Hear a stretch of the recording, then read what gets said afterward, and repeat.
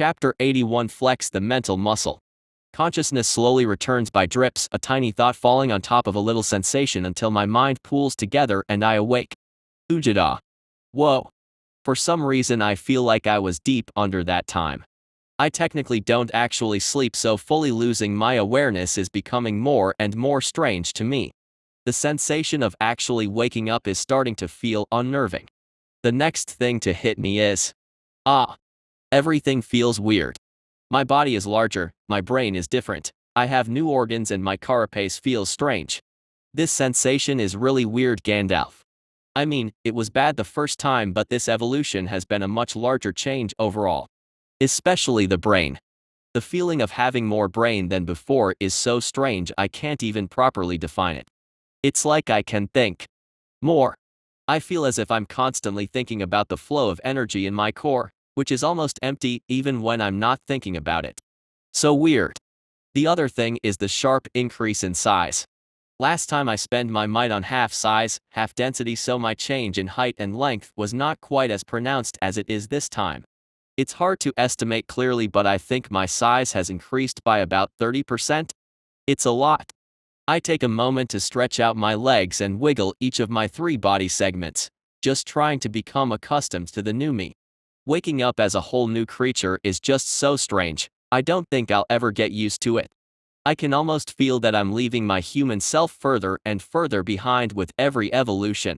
I mean, I have an extra brain now, for goodness sake. It's okay, just going to take a little getting used to, nothing to worry about. I start flicking my antennae around to get my bearings. Seems like I've been sleeping for a little while, but not too much has changed in here. Tiny has woken up but doesn't seem willing to actually bother himself by moving at all. I think he's just waiting for more prey to drop into the traps.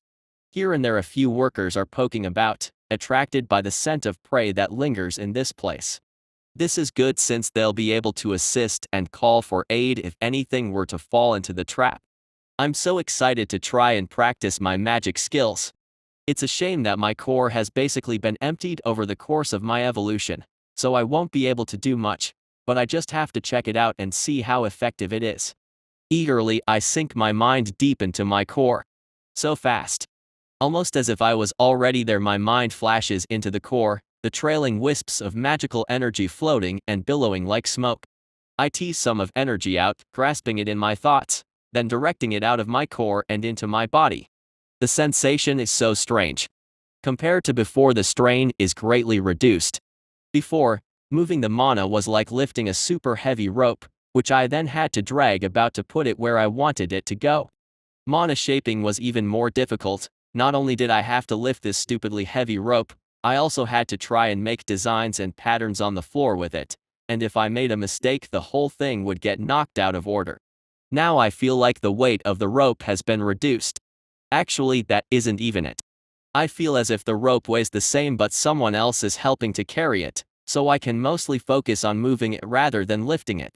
What makes the feeling doubly strange is that the person helping me lift the burden is also me, just a different part of my mind. It's odd. But the effect is everything I was hoping for. Without the sheer, mandible-gritting difficulty of moving the mana, I can instead devote my mind much more clearly to the task of shaping and directing the energy as I wish. So much better. This is going to make my magic skills practice dozens of times simpler. Excited, I activate my mana sensing ability, and once more I'm pleased to discover just how much quicker and easier it is to activate. Immediately my mental senses extend, reaching out into the tunnels around me. I can quickly detect the core I had saved and stored away in the tunnel wall, and it also appears as if there is another one nearby. Tiny. That cheeky little chimp has a core already. Though his core was consumed when he was recreated. Did it grow back? Or did he already gain enough experience to condense one? I guess it doesn't matter. For now the core is small, not containing much energy at all. I'm going to have to help him charge that thing up so he can evolve with a little more pizzazz. Finally, I exert my mind on the external mana in the air around me. Now this is still very difficult. My new sub-brain is still able to lend a hand here, but shifting external mana is far more difficult than shifting internal mana. Thankfully it isn't as draining as before, so I'll still be able to practice it. My priorities will be on raising mana shaping and mana detection for the moment. Forceful mana has proven to be effective, but the efficiency is terrible. I can practice mana shaping for a long time using the same amount of mana firing one forceful mana ball will take up.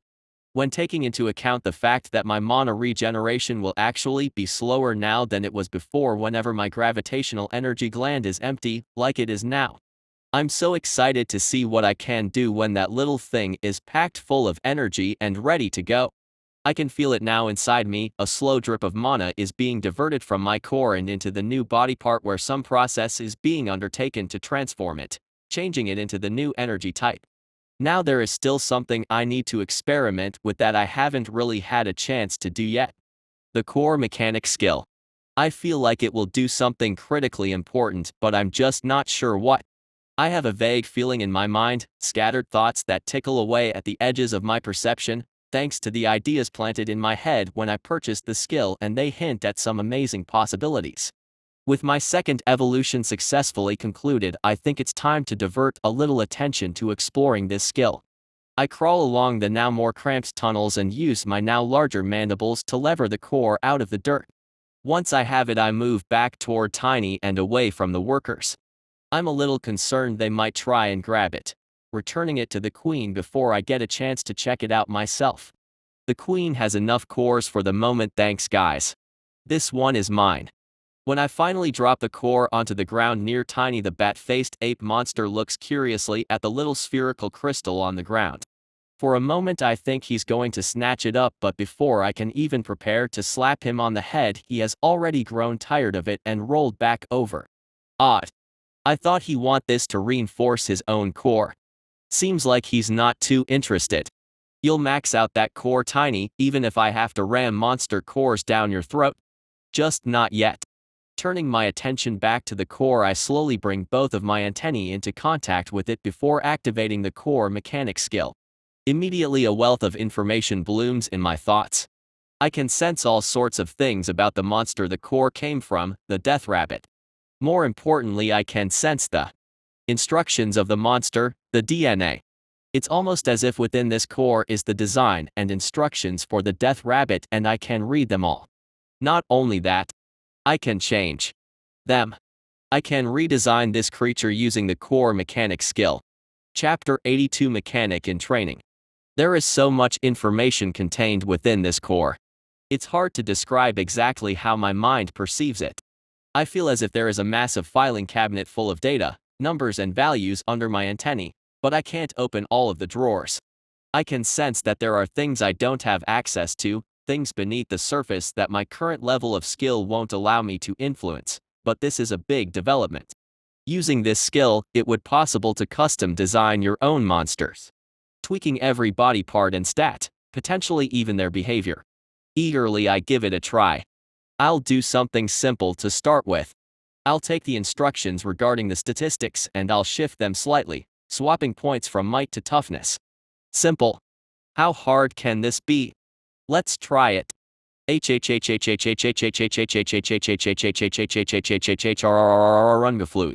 Are you kidding me? As soon as I attempt to exert my mind and change the instructions, I can feel powerful resistance against my will. The information recorded in the core does not want to change. Only by a supreme effort of mind was I able to shift it ever so slightly and then grip the change tight in my mind, refusing to let it return back to what it was before. After holding my change in place for a few seconds, it gradually settled and became stable, the new normal for this monster core. Holy munching mandibles, that was difficult. To be honest, if I upgraded my will and cunning, I'm not even sure that I would have been able to do it at all. Clearly the path of core manipulation is just as draining as that of magic, requiring extremely potent mental resources in order to use these skills effectively. I see a tremendous amount of potential in this skill. I'm not exactly sure what I want to do with it, but leveling it up and hopefully upgrading it at level 5 will reveal more secrets and uses for me. Besides, it would be a waste not to try and make use of my new mental faculties. If I have the juice, I should put it to use. Heh. Crash. Oh hello. It seems some prey has decided to drop in. Dashing towards the source of the noise, I see that there are several workers already ahead of me, rushing towards the scent of prey. The hatchling workers look even smaller to me now after my size increase, little adorable things that can scuttle about under my legs. To think I was one of them not that long ago, desperately trying to scrape XP and biomass for myself out of the hostile caves by myself. Not to worry, little guys. Together we shall overcome. The prey turns out to be just another large centipede which is quickly covered in acid and carved up for transport. More and more workers appear once the message gets out, and there is a solid crowd of them chomping on the biomass before long. I manage to snag a chunk and give it to Tiny before returning to the rabbit core and burying it in the wall again. I want to see if I can keep making changes to the same core in order to grind out XP for the skill. No sooner have I finished burying the core when I am disturbed by yet another crashing sound. Another trap has been triggered. This particular prey is sensationally unlucky, falling into the pitfall at a time when the traps are swarming with workers, many of them working over the centipede and others just milling about, attracted by the pheromone trails left behind by the traffic. Rushing over, I can see that our new guest is a wolf dragon, writhing and rolling at the bottom of the pit, attempting to release itself from all of the vines and branches. I wince as many of them are snapped by the creature's struggle. I'm going to have to replace all of those, you mutt. Behold the fury of the insect. Workers are already launching acid and are preparing to swarm the beast. I simply join in the tide and land a few pleasing chomps before the monster is put out of its misery. For some reason the traps seem quite popular at the moment. Before the ants can start their messy work of transporting the biomass, I quickly activate mana detection skill to see if there is a core in the body. Sadly not. I managed to secure another slice of biomass for Tiny and sneak a few mouthfuls myself. I don't gain any points from it, but it's enough to abate my hunger a little. Tiny fed, I crawl up my pitfall traps and start to reset them, covering over the opening with layers of branches, vines and vegetation until they blend fairly well with the forest floor. I manage to pick up on something almost as soon as I crawl out of the dirt and into the open. There is a freaking ton of monsters about. Like, a lot. The sounds of prowling beasts are everywhere around me, their low growls rumbling through the air, and the snarling, furious impacts of battle can be heard in almost every direction. Where the hell are all of these guys coming from? Several times I have to pause my work and descend into my pitfalls and out of sight when groups of monsters or particularly large individuals pass through. With so many enemies in the area, I feel it's even more important that the colony keep a low profile. Even if they are enormous for ants, and even if there are hundreds of them, the colony does not have the strength to fight off a never-ending horde of much larger and stronger beasts. The pitfall trap plan is working well for the moment, no need to change course. In fact, the pitfall trap is working even better than I'd anticipated. With a steady stream of workers scrabbling around the trap network, attracted by the calls to battle and food trails, I'm not really needed to help them win the individual battles against their surprised and incapacitated victims.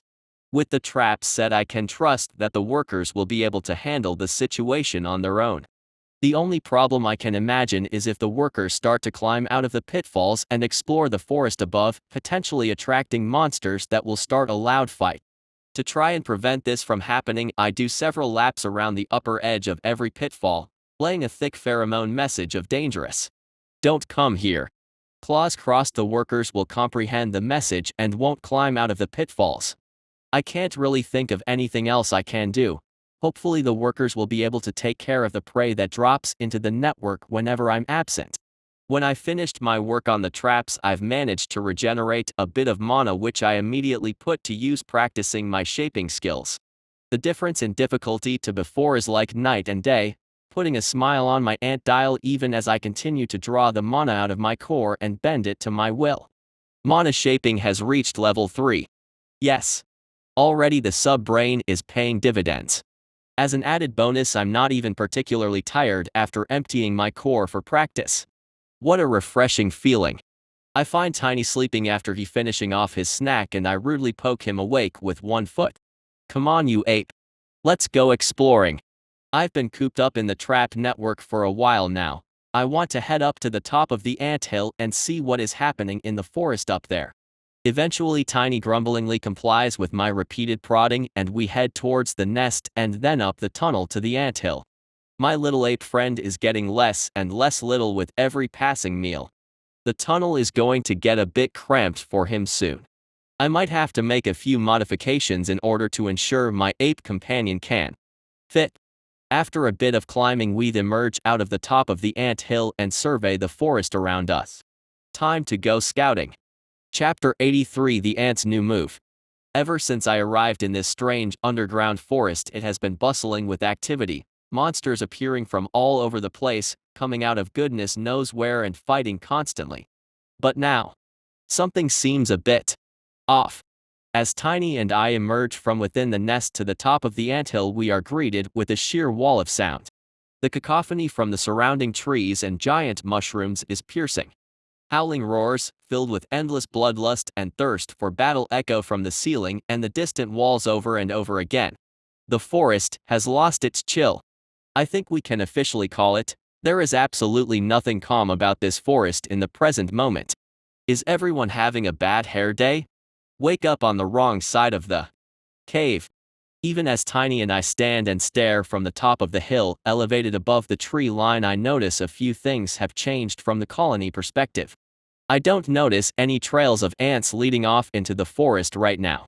Having a quick sniff around, I notice the scent paths have dissipated as well. It seems that conditions out in the woods have been too hot for the workers to handle, so they've retreated back into the nest. Even the ever-present guard detail is positioned much higher up the mound than before, retreating from the trees edging up to the base of the ant hill. For whatever reason, the place is going completely gonzo. Every time I come up here I think the monsters have reached peak crazy town, but it seems there is always further to go. Tiny doesn't seem to care. His somewhat glassy-eyed stare darts from sound to sound, almost as if he's calculating the nearest fight he can hurl himself into. If you start running off into the forest, Tiny, I swear on the facial follicles of the bearded one I will drag you back into the nest by your head. Almost as if he can feel my simmering rage, the bat-faced ape slowly settles onto his heels, adopting a waiting posture. Damn right. I'm determined to scout out the surrounding terrain. If the humans have returned or there are creatures massing against the nest, I want to know about it. I can't be gone for long, however. The fact that the workers have effectively abandoned food gathering operations up here means the colony is even more reliant on the trap network than I thought. Without me to undertake the tedious work of resetting the pitfalls, that food source will quickly dry up. I'll give myself a few hours, see what I can see, and then return. Onward, Tiny. Let us move out. With my ape companion in tow I cautiously begin to make my way into the forest, ensuring Tiny stays behind me at all times so I can scout the way. The stealth skill must show its incredible strength now. Luckily it does. As we slowly make our way through the forest we are frequently held up by battling monsters of all kinds. Some types I'd seen before but others were entirely new. Possibly the most fearsome was a silver panther-looking creature. With each swipe of its paws blades of air would fly forward, slashing through everything they touched. No thanks. When I saw what was going on, Tiny and I backed up slowly and then skedaddled out of there. After half an hour of careful stalking I finally come across something I'd been wanting to find for a long time. In the center of a small clearing in the forest is an ugly-looking mound with several holes punched in the side, each about 50 centimeters in diameter. The mound itself is 3 meters high and I suspect the space inside extends down in the ground. This here is a centipede mound. Probably the source of those damn crawlies that barged into the fight with the rabbits. We aren't far from the nest here in this location. If possible I don't want to leave this mound undisturbed. How can I deal with it though? Only myself and my ape companion are here. I'm not convinced that we can take on every centipede inside that mound. There could be as many as 50 in there, slithering over each other in a hideous tangle of legs. Yuck. I settle Tiny a little distance away from the mound and slowly creep forward, antennae pointing directly forward. My heat detection is picking up a whole mess of sources inside the mound. No doubt about it, this pile of dirt is jam-packed full of claw centipedes. Out of curiosity I briefly engage my mana detection skill and what I see is quite surprising. From within my mind I can sense the eddy and flow of magic as it constantly shifts in the space around me. To this sense, dirt and rock are meaningless and the movement of the mana within the mound is clear to see. Two small beads of light pulse with energy inside two monster cores. Something else though? Deep in the base of the mound, several meters below ground, the mana there is dense. Rather than wisps of smoke, the energy is moving in potent ropes, twisting and rotating like a miniature storm. What the heck is down there? I seriously want to know. I want to know so bad, Gandalf. The only way to look is to somehow deal with this entire mound of centipedes. I think it's time. Time to break out the big guns. Cautiously, I retreat back towards the tree where Tiny is waiting, about 15 meters away from the base of the mound. Scanning the surroundings, I can tell that I have a moment of peace in which to do my work without being interrupted, but to be sure, Tiny and I ascend into the tree and blend with the foliage. Gripping tightly to a branch with my claws, I begin to employ my most potent move. Reaching inside of myself, I can sense the gravitational mana gland and the mysterious energy held within it. Slowly and carefully, I begin to draw out that power, bringing it towards my throat where I start to condense it, forming a small ball of furious gravitational force. Chapter 84: The Gravity of the Situation. Even after nearly a day, my gravitational energy gland is still not full. With my sub-brain offering a heightened awareness of all things core-related, I can tell that there has been a steady drip of mana flowing out of my core and into the new gland. The conversion rate seems to be very slow. The gland is only 30% full after slowly charging since my evolution. Even with my core as enhanced as it is, it has been unable to provide enough mana to fill up the gland. I'm starting to think that gravitational energy is actually super hard to make. At my current rate, it would take several days for the gland to be fully charged from empty. I don't know if that would be the case for every type of energy. I suspect that if I had chosen fire or one of the other elemental selections, then the process of converting mana to the particular energy type would not nearly be so slow. It's possible other types of energy are even more demanding. Time and space are potentially just as difficult. However, the slow rate of charge actually reinforces my confidence that this was a good choice. If it was easy to do, then I would have just waited until I could have done it manually myself. There would be no need to invest a precious body upgrade to achieve this result. Since gravity magic appears to be so difficult, then the choosing to shortcut the process of converting raw mana into gravity energy is well worth it. With my sub-brain helping reduce the strain, I continue to draw out the energy from my new gland and pack it tightly into a tiny ball that sits in my throat. The energy flows like immaterial water, hundreds of small streams leaving the gland and twisting through my body before they are caught by the rapidly growing ball. Thanks to the reduced effort, I'm able to keep a better eye on my surroundings during the process. Concealed high in my tree and remaining still, my stealth skill is able to properly display its full potential. I'm not concerned that I'll be detected. Tiny, however, is becoming increasingly difficult to hide. The ape is getting larger with every meal. He currently looms over me even after my evolution. He's achieved roughly half of his full-grown size at this point. On the one hand, I'm glad that he is getting stronger. On the other hand, we want to hide more than we want to fight right now. He's doing his best, I'll give him that. In my nearly 360 degrees of vision, I can see him behind me, curled into a ball, resting on the intersection of the branch and trunk. It looks like he has snapped a leafy branch off and is holding it in front of his body to try and conceal his muscular, gorilla-like frame. The idea itself isn't bad, but he's chosen such a tiny branch that he is barely covered at all. Overall, the effect reminds me of a person trying to cover their privates with a fig leaf. Still, it appears as if he put some thought into it, which is a win. From the mound, a centipede sticks its nose out of a hole and quickly peeks about before retreating out of sight. I think these creatures are also finding it difficult to hunt in the current forest. Where once upon a time roving gangs of 5 centipedes were enough to threaten most things, the number of larger and more threatening beasts is constantly growing. One of those lion ogres would thrash a dozen unevolved centipedes without an issue. My guess is the centipedes in this mound are clustering together and leaping on any prey that approaches too close to their nest, using their full numbers to suppress the foe. Which means that the number of the little crawlers inside the mound is extremely high. Excellent. As more mana pours into the force ball, a qualitative change occurs. I can already tell that the gravitational energy doesn't quite feel the same as normal, raw mana. The color is certainly different. Normal mana is an intense, bright blue, but this energy is a deep purple. In my mental awareness, I can see the ball of dense power growing darker as it becomes more compact. Then, with an almost audible sound, the force ball changes. From a small, tightly packed energy cloud, it suddenly shrinks and congeals itself into a perfectly spherical, rapidly rotating ball.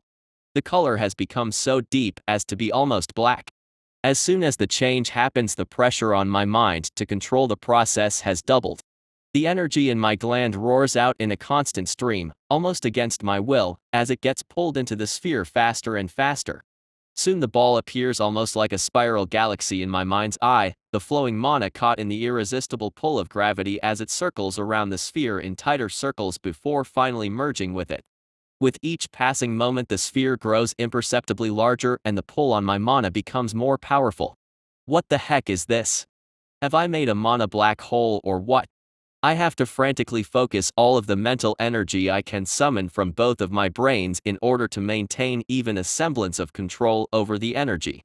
If I lost concentration for even a second, I'm not sure what would happen, as all of the mana packed into the sphere would slip out of my control. Forceful mana has reached level 3. Not now, damn it. Claws crossed. This skill improves my control and not the speed that the mana is compressed. When the last faint trails of gravitational energy have been drawn out of my gland, I can feel the almost unstoppable pull begin to affect the mana inside my core. Not good.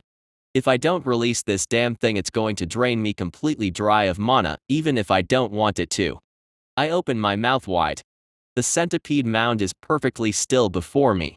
The dense ball of mana, so deep is the purple now it appears to a fathomless black, gradually becomes still. I bring all my will to bear on the sphere, forcing with every ounce of mental strength. This is far more difficult than the normal force mana ball. I feel like I'm shifting a mountain with my bare hands. Slowly, minutely, the sphere begins to move. With every moment I continue to exert my mind, it accelerates out of my throat and then out of my mouth. Bam! Like a dam breaking, once the momentum has risen from a trickle to a stream, it suddenly explodes into a torrent. As soon as the gravity sphere leaves my mouth, a high-pitched shrieking sound shatters the silence. The sphere blasts forward, slowly rotating all the while.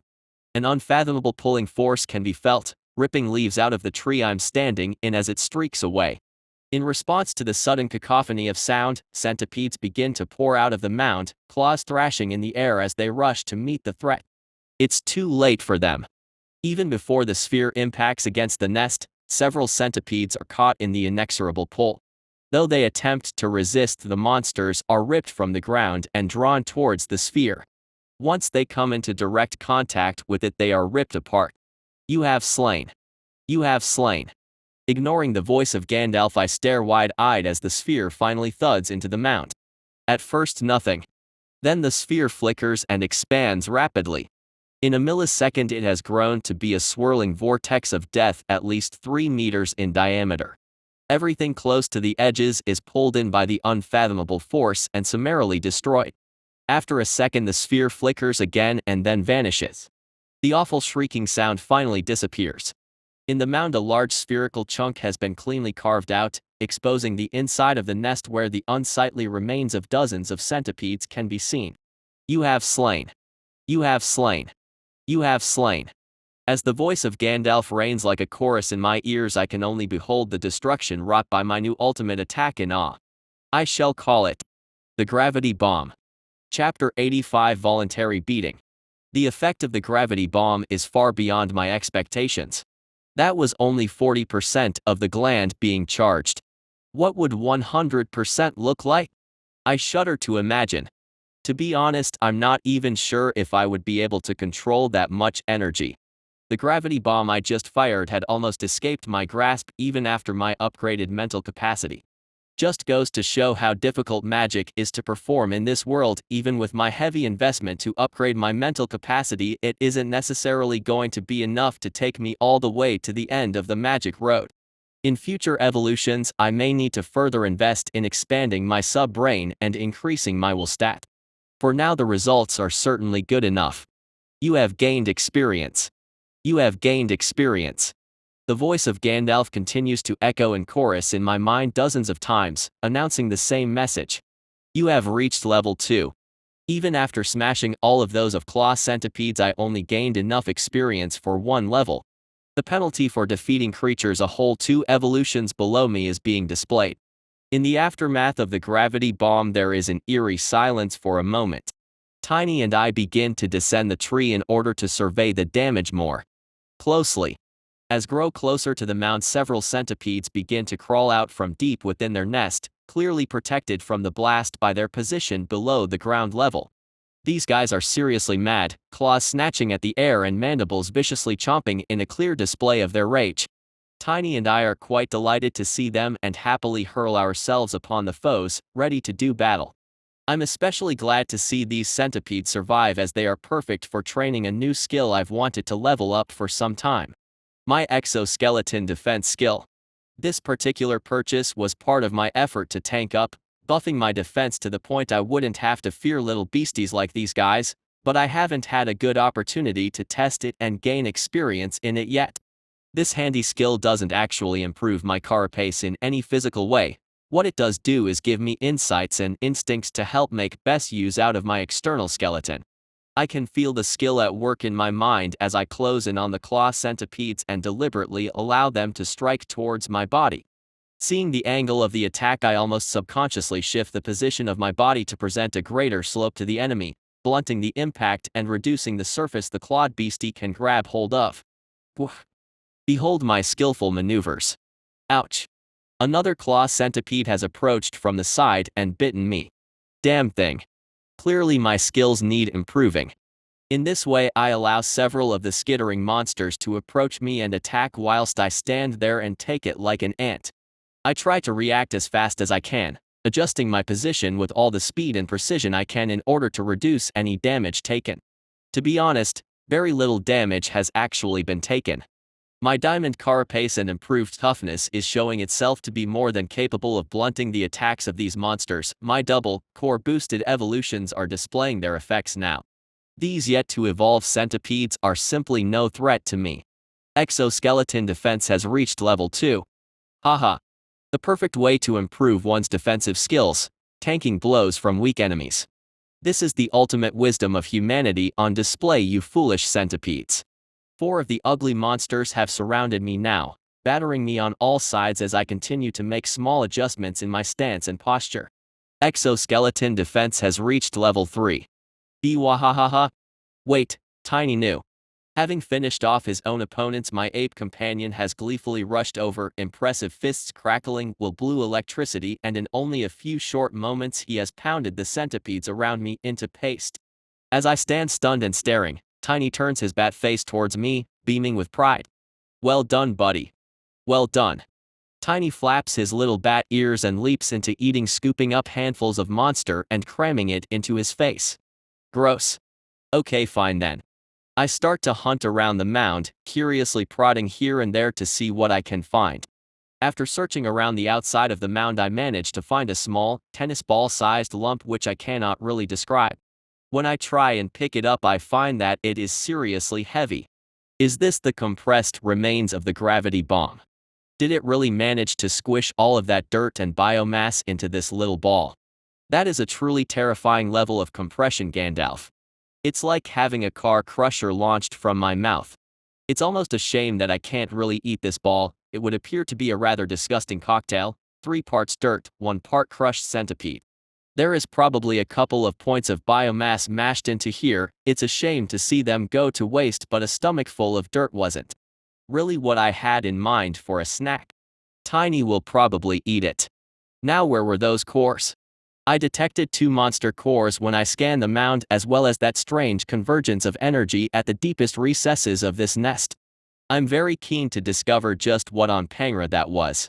Quickly activating magic detection, it seems as if one of the cores has simply vanished, perhaps crushed by the gravity bomb. Whilst the second is deep in the mound, close to that strange energy I had sensed. Climbing over the edge of the mound, I get my first glimpse of the inside of the centipede's home. It appears as if the outer layer of the mound covers a large hollow space on the inside, a space that extends several meters underground. These mounds contain even more space than I'd assumed.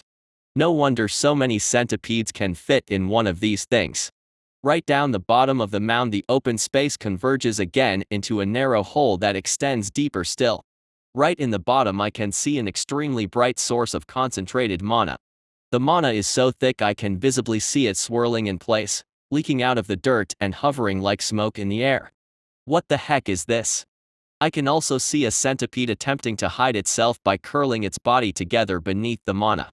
This centipede appears to have a slight blue tinge to its carapace, and is slightly smaller than the normal claw centipede. This must be an evolved specimen. Attempting to hide, eh? Perhaps you were smart enough to realize you couldn't win in a fight against something that could obliterate the nest in one hit.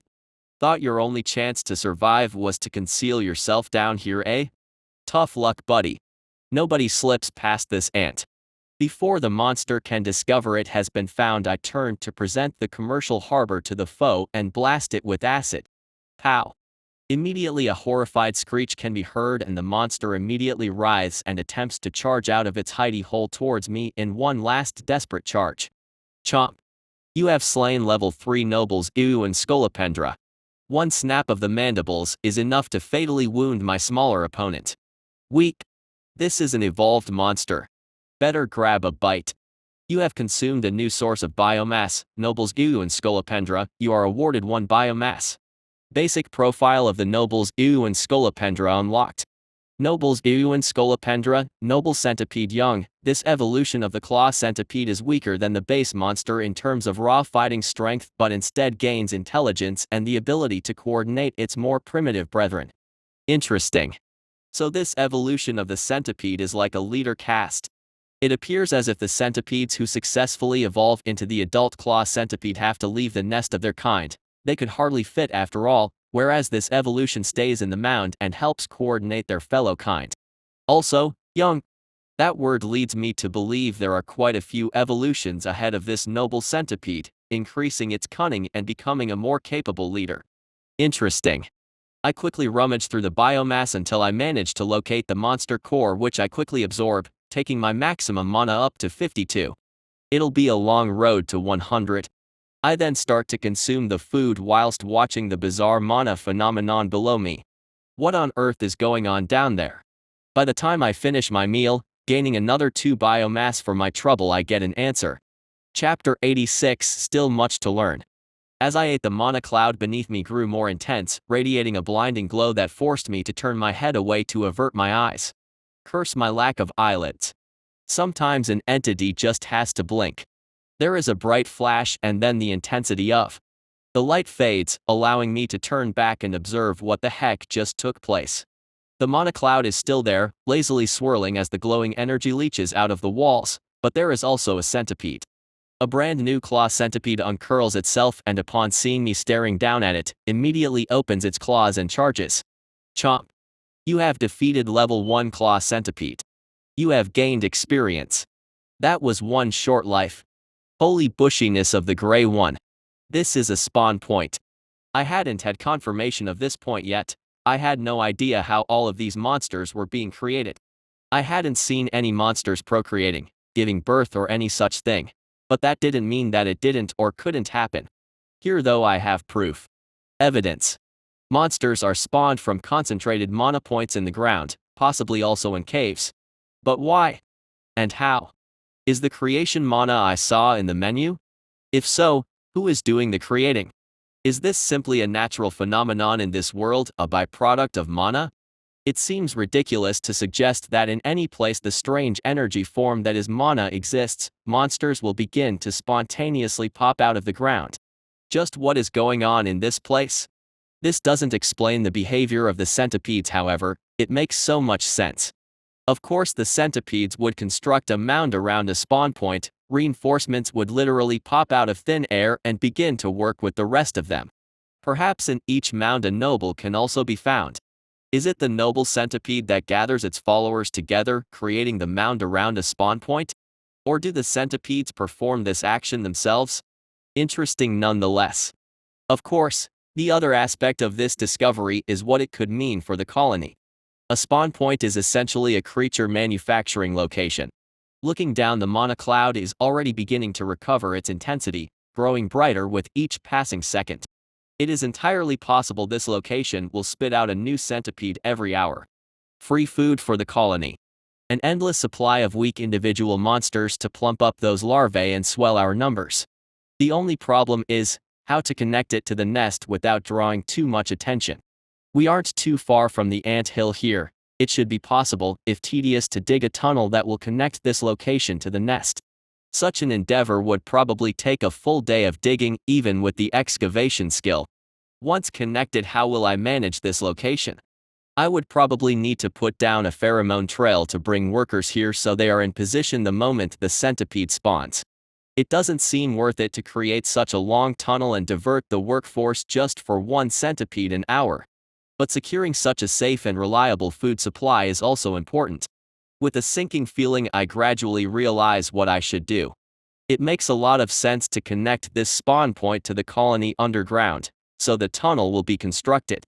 To make the investment of workers worth the time and effort, I should also create another pitfall network here, so that a number of workers could remain in this location and still be efficient in food gathering. This will increase the amount of work I need to do in terms of trap resetting, but once a day should still be sufficient for both networks. The only problem I have is this is going to be a whole lot of digging. Time to embrace the zen of ants. Dig, Anthony. Dig with your very soul. In the end, it takes me almost 2 days of non-stop work. Tiny amuses himself by immediately smashing the spawned centipedes and consuming the biomass, then napping until the next one spawns, roughly an hour later. I'm starting to notice a few changes to my ape companion. His hands seem larger, his fur thicker, and even his eyes appear to be sharper than before. I can't be certain, but I think he might be starting to spend the biomass he is gaining. Perhaps he couldn't before since he wasn't sufficiently grown. In any case, if he is getting stronger, then it's all for the best. I lost myself to the timeless mantra of the ant, digging, carrying dirt and rock to the surface only to return and dig again. I'm once again grateful for my improved stats since I was able to power through the work better than I could before.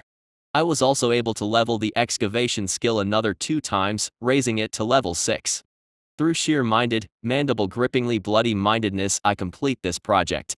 5 new pitfall traps, fully completed, covered and baited with fresh centipede, await their first guests. I took the time to lay down my warning message to try and keep the workers from climbing out of the traps before laying another trail, a food this way message, back to the colony. After connecting the main tunnel, I visited the first network to see how things were getting on. 4 of the traps needed to be reset, which was pleasing to see. Judging by the number of workers scurrying about, they'd been quite successful at grabbing food from this location and were keen for more. I relayed the food trail a few times until I managed to lure a couple of workers from the anthill shaft across to the new trap network. When they get there, I managed to shoo Tiny away from the spawn point long enough for the new workers to find a freshly created claw centipede and quickly dispatch it, rushing back to the colony with the biomass and sure laying down more pheromones to recruit further workers to this location. Excellent. I hold down the fort for a little while until the number of ants in this network has risen to a suitable level. I while away the time by practicing my mana shaping and taking care of the one croca beast who dropped into a pitfall. Once again, I fed the biomass to Tiny and let the colony take another portion.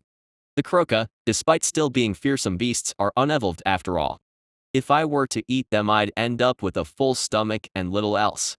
Rather than waste so many points of biomass, let Tiny and colony gain the full benefit. Finally, as the number of workers increases, I feel comfortable enough to take a well-deserved nap. Which is to say torpor. Aga. After shaking myself awake, it's pleasing to see that the second network has become reasonably populated with workers, enough that I feel comfortable leaving the area to them and moving on. After one last sweep to reset the traps at both networks, I kick Tiny awake and we are once again ready to depart and explore. Hopefully the colony is able to benefit fully from all of this work I've done. Chapter 87 Tunnel Solution. With the colony as well provided for as I can manage for the time being, Tiny and I once again venture out from beneath the surface and into the forest, resuming our role as scouts. I really wish I could find out why the forest has been so much more active than when I first arrived here. Is this a permanent increase in monsters, or will it start to die down after a while? Because it is getting increasingly crazy up here. When my fuzzy companion and I start to make our way through the forest, we immediately encounter another bear tyrant battling furiously against a lion ogre. The two massive monsters slash and bite at each other, every blow carrying their immense weight and force behind it. The lion ogre leaps forward and attempts to bite with its impressive fangs, trying to rip a huge chunk out of the indomitable bear. However, the part lion monsters is shocked to find just how tough the hide of that bear can be. Growling like a rumbling volcano, the tyrant bear shrugs off the lion ogre with a toss of its head before drawing back one paw for a colossal strike. I can see the small puncture wounds on the bear's back closing over even as it strikes savagely against its foe. As impressive as this fight between these monsters is, are you guys really sure you want to be slugging it out in this place? Sure enough, drawn by the roar of combat, the scent of biomass, more monstrous beasts begin to show their faces. First a small pack of dragon wolf cubs, then a titan croc thunders into the scene, followed by a horde of blade-tailed mice. Tiny is practically clawing at the ground, desperate to throw himself into what I can only describe as a monstrous blender of death. Only my indomitable stare and a few threatening snaps of the mandibles manage to prevent him from embracing his inner lemming. At about this point I decide to nope the heck out of there. There is no way that melee stops growing anytime soon. If I thought I could get away with it, I'd love to try and nip up a tree, charge a truly massive gravity bomb and drop it on the lot of them. After 2 days of solid digging, the gravitational energy gland is about 80% full, twice what I had available to annihilate the centipede nest. In the end I decide to err on the side of caution. Some of these monsters may have been able to detect me as I charged up such a powerful magic, and if I were to be attacked with all of that energy stuck in my throat, who knows what could happen. With an increasing cacophony of sound rising in the forest, Tiny and I retreat and find another path. The scene does bring into the focus the biggest problem I have hunting out here on the surface. Any sort of fight is going to quickly escalate into a similar picture rapidly in this forest. Even moving through the forest undetected has elevated in difficulty once again, testing my stealth to the limit. Eventually, I've had enough. Enough. I'm so tired of bumping into monsters I could fight and win, but having to let that biomass and XP slip out of my mandibles. There has to be a better way to scope out the situation than this. Grudgingly, I start to shepherd Tiny towards the edge of the forest, where the trees and overgrown mushrooms give way to the sheer, craggy walls that support the colossal ceiling to this comically large underground space. It takes 2 hours of careful treading, during which I level up stealth once more, before we manage to reach the edge of the forest and take shelter amongst the stone outcroppings at the base of the wall. Tiny despondently scratches at the rocks as I ponder our next move. I don't doubt he still regrets having to abandon his plan to submit himself to mortal danger in the forest for little to no reason. You may be an increasingly strong lightning ape with a bat face, but you are thick as several bricks stacked on one another, aren't you, buddy? This open space has become too deadly for safe travel, too dangerous for safe hunting, and generally a massive pain in my ant backside. Actually, that might be the answer. The open forest has become a complete no-go zone, an area probably filled with monster spawn points, pumping out fresh biomass 24/7 like a franchise fast food joint. The rate of monster appearance and the general level and evolution seems to be constantly climbing. If the forest is out, let's try and explore a few tunnels then. I know that there are a number of tunnels that connect to the edges of this massive place. I arrived through one such tunnel after all. There are also caves and small monster habitats that have been carved into the outer wall here. All of these places are probably much safer for me to conduct my investigations and hunting. This could work. Excited, I rouse Tiny with a quick poke and we begin to clamber over the rocks as we follow the edge of the forest around the wall. I don't want to get too far from the anthill, so we move clockwise, a path that will take us close to the hill from our current position. We still come across the occasional monster, but they generally wander out of the woods, take a look around and then return back into the forest when they can't find anything. It's during one of those moments as Tiny and I scurry behind a few rocks waiting for a strange panther-like creature to get bored and leave that the voice of Gandalf once again perturbs my musings. Advanced stealth has reached level 5. Oh ho. After all of my sneaking about through the forest of death, I finally get another level in stealth. Excellent. Seriously though, this skill is hard to raise. Perhaps I need to be more consciously hiding from a particular target for the skill to gain proper experience. I don't know. The level has raised, this can only be a good thing. After 10 more minutes of searching, we finally discover a tunnel entrance part way up the wall. From the outside, the tunnel appears to be slightly narrow, but I think Tiny will still fit okay, if a little squeezed.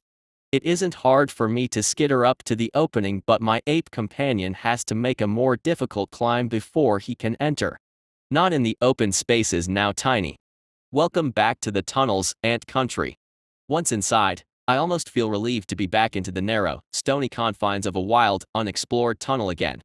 The walls of the tunnel are brightly illuminated by the scrolling veins of light that have become so familiar to me now.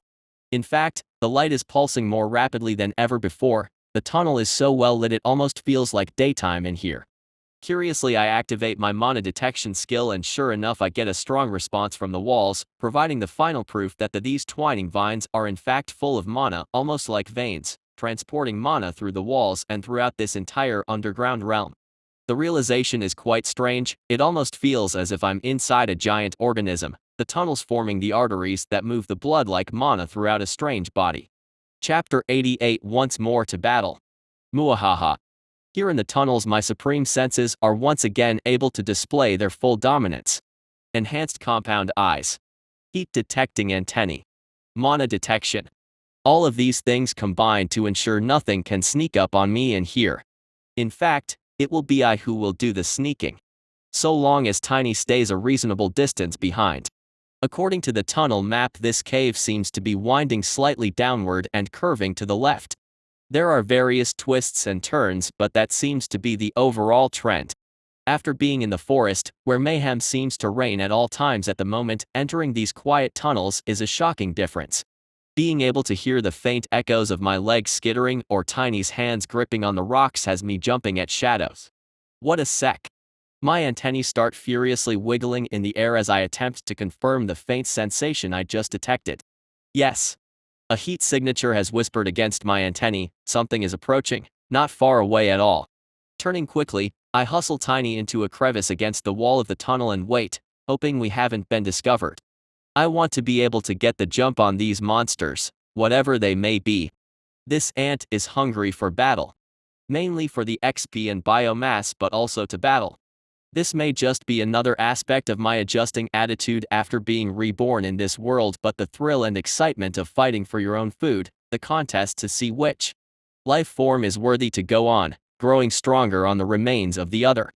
It's just really fulfilling. Somehow. I tense myself as the heat readings draw closer. I think I'm picking up multiple heat sources actually. Or perhaps one large one? I'm sensing multiple sources, each very similar. Perhaps multiple monsters of the same type? I'm still not used to my heat detection sense, damn it. A moment later they come into sight. There are 3 of them, climbing upside down on the roof. The first impression I get is, these guys didn't skip leg day. Each of them has 4 seriously long legs, similar to a spider's legs, that extend far below their heads before reaching a joint and returning to grip the ceiling.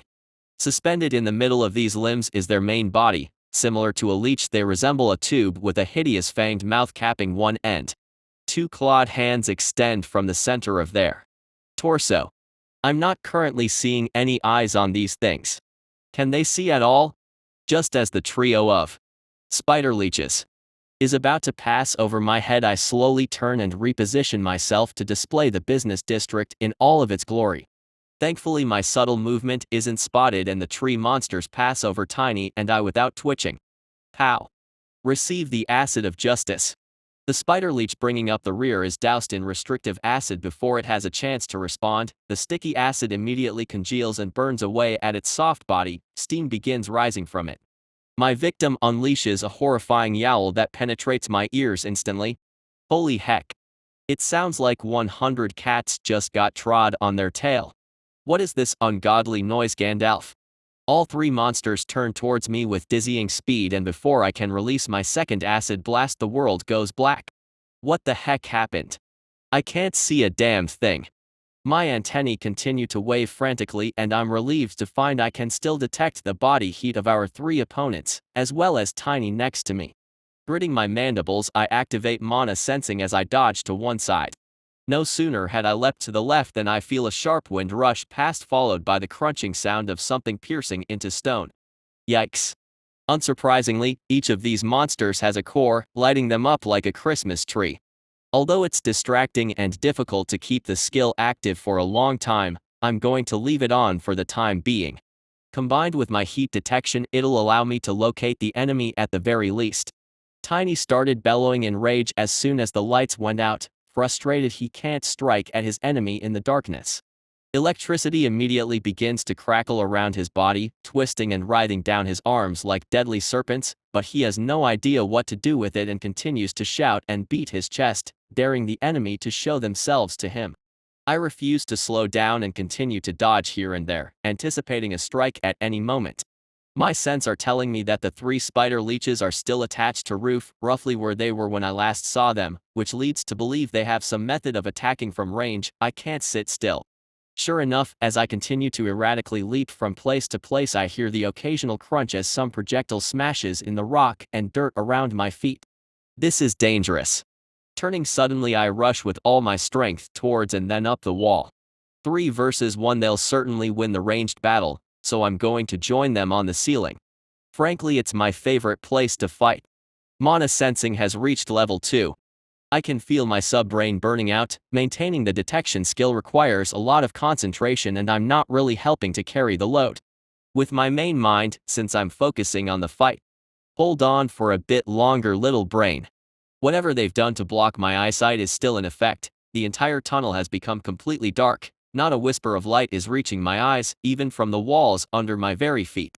I can't imagine anything natural would be able to produce such an effect. It must be a magical phenomenon of some kind. Now I'm even more keen to take a bite out of these creatures. Anything with a core advanced enough to cast spells must have evolved several times, surely. Give me that biomass. As I skitter up the tunnel wall in a zigzagging pattern, dodging their projectiles as best I can, Tiny has finally had enough. I can almost feel the rage burning in his bat eyes as he opens his maw wide and unleashes a piercing supersonic scream. As the waves of sound wash over me, I manage to resist the mind-numbing effect, but the spiders don't appear to have been so lucky. I can feel their heat signature flinch, and the mana in their bodies appears disrupted for a moment before it recovers. A moment is all I need. With the speed of a leopard ant, I rush onto the ceiling and dash forward to engage in upside-down combat. Approaching from the monster's left, I weave in between its long legs and clamp down with a mighty crunch. How to describe the feeling of biting down a spider-legged leech monster's tube-like body? Disgusting. Seriously disgusting. My mandibles snap shut with a horrible squelching sound, like feet stuck in deep mud, before the monster basically pops, showering my face with indescribable substances. I mean, yuck. Damn it, Gandalf. You have slain level 16 Tenebrous Serper. You have gained experience. You have reached level 3. Muahaha. I may be covered in goop, but worth it. As the now lifeless body of the monster loses its grip and falls to the floor, I am already advancing on the second spider leech, mandibles open wide and ready to deliver my justice. Sensing my approach, I can feel the monster quiver and leap off the ceiling, seeking to put some distance between us. I can see the flow of mana flare in the creature's core for a moment, and I immediately scrabble to dodge, just as another sharp impact threads between my legs, narrowly missing. What the heck is that spell? The spider leech may have been pleased with its strategy for a moment, but after it lands and attacks me, it is soon set upon by a truly irritated Tiny, who was clearly able to hear the monster land. Swinging wildly with his electric fists, my ape companion soon manages to connect with his invisible foe and splatters them in a single punch. Meanwhile, I commit to the final target, running a random pattern to throw off the projectiles. I close quickly, charging my infused mandibles to end it quickly. Snap! The monster manages to narrowly avoid my strike, jerking back its body at the last moment, but I still manage to seize of the legs. Crunch! Showing no mercy, I sever the leg, closing my ears to the almost demonic yowling of the beast as I plunge forward to deliver a crushing bite. Pop! You have defeated level 14 Tenebrous Serper. You have gained experience. You have reached level 4. Ugh. Disgusting. Chapter 89 Splendid chap. Flush with the glow of a hard-won victory, Tiny and I are unusually not looking forward to the next reward, the biomass. Unfortunately, whatever was blocking our sight ended with the defeat of the last monster, clearing our vision to take in a truly wonderful scene. The monsters practically exploded when bitten and the remains are scattered over the tunnel floor in a truly unpleasant image. Something this abstract would have to be a Picasso. The spattered goop certainly leaves a strong impression. Sharing and unwilling. Look with Tiny, we both begin to pick over the tunnel floor reluctantly, looking for something that looks like edible biomass. You have consumed a new source of biomass, Tenebrous Serper. You are awarded 1 biomass. Basic profile of the Tenebrous Serper unlocked. Tenebrous Serper, dark crawler, produced in the monster forges of the Troglodyte engineering guilds. These creatures are tailor-made for reconnaissance and stealth missions, deploying an arsenal of shadow magic for offensive and defensive purposes. What I say, Gandalf? What am I reading here? Produced? Monster forges? Troglodyte guilds? What the heck was all o' that? So these truly unpleasant to eat creatures were created by troglodytes. I've never heard of a troglodyte. What is that? Well, focusing back on this fight, the XP from these creatures was perfectly acceptable. 2 whole levels. Once for each. Not to mention the 3 cores that we're able to secure as a result of this battle. Such rewards are almost unprecedented. Surely this cannot be an omen of something bad about to happen. Okay, nothing terrible so far. I won't count it out yet. After splitting the biomass with Tiny, I gain a further 4 points, leaving my total on 9. Enough to take my legs from +2 to +4 and enhance my gravity gland to +1 with 1 point spare. I quickly confirm those upgrades with Gandalf while I distract myself from the unpleasant itch by rounding up the monster cores we've gained. 3 small, round gem-like stones sit on the dirt in front of us. Apparently these monsters were engineered or created outright by a kind of people called the troglodytes. I wonder if there is anything special about these cores? Extending my antennae to touch one of the cores, I activate the core mechanic skill and begin to study the information contained inside. There is still much that I can't see in there, but what I can see is quite shocking.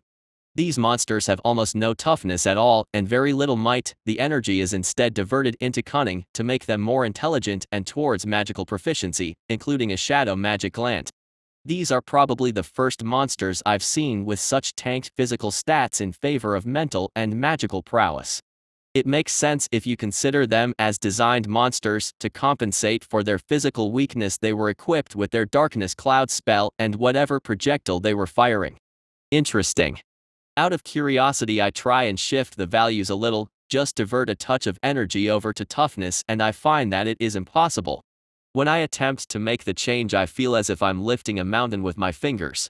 There is no way that is going to happen, Gandalf. No way at all. Although it was difficult when I made a change to the undead rabbit core, it was nowhere near this hard. Perhaps the more a core has been engineered and changed, the harder it becomes to make additional changes. I can test this theory by working on the rabbit core again when I get back to the nest. Well, since I can't practice on these cores, I may as well absorb them. Compatible monster core detected. Would you like to reinforce your core or reconstitute a monster? Reinforce that sucker. I taken 2 of the cores, which increase my MP by 3 points each, which is interesting. For the final core, I push it towards Tiny and try to get him to absorb it. When he sees I've pushed the core towards him, he stares blankly at it for a moment before pushing it back to me. Thinking he didn't understand what I wanted, I use my mandibles to push it right up to him and then step back, watching him. He looks at the core. He looks at me. He sits down. He looks back to the core. Then he reaches out with one hand, picks up the core and throws it back at me. You damned cheeky ape. That hit me right in the face. Losing my temper, I pick up the core in my mandibles and rush at him. He seems stunned to see my charge, but I don't give him a chance to escape and start beating him over the head with the core. Whack. Bash. Absorb the stupid core, you moron.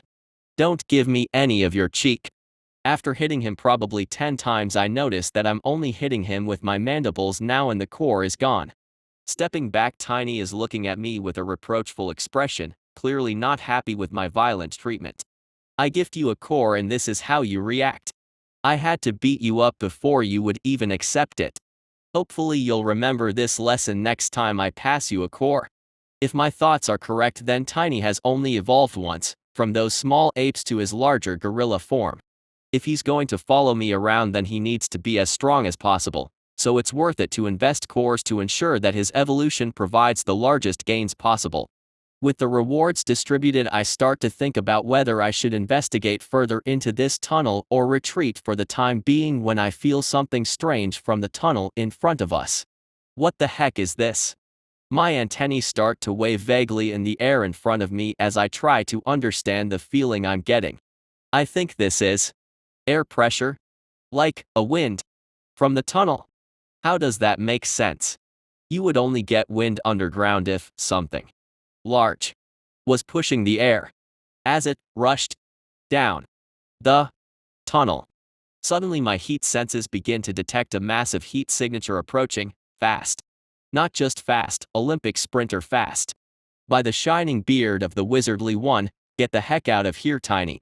I grab my ape follower on the arm and start sprinting back towards the forest, but I already know it's too late. Turning my head slightly as I run, I can see a looming shadow growing in the tunnel behind, filling the empty space with impenetrable shadow. Almost unwillingly I activate my mana sense and my mind is immediately rocked with a blinding light radiating off a truly massive monster core. I quickly shut off my mana sense, but before I do, I vaguely pick up on a strange concentration of mana position just above the core. I don't have any time to think about it though. Knowing I can't run, I dive into the scant cover provided by a fold in the rock and Tiny leaps in after me, barely crushing me with growing bulk. Sigh. This must be a comical sight. A giant and a gorilla trying to hide behind a bit of rock that is almost large enough to fit a medium-sized dog behind. As the approaching darkness grows ever closer, a terrifying sense of foreboding grows inside me.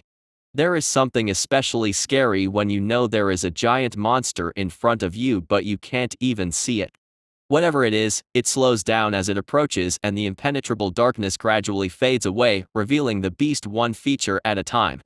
It's a massive worm. Its huge, segmented mouth fills the tunnel from top to bottom, blocking my view completely. The outer skin of the worm appears to be thickly armored. I can hear it grinding against the rock as the monster moves. Is this it, Gandalf? Worm food? After all of this time. I don't want to go out like this. An irascible voice erupts in my mind.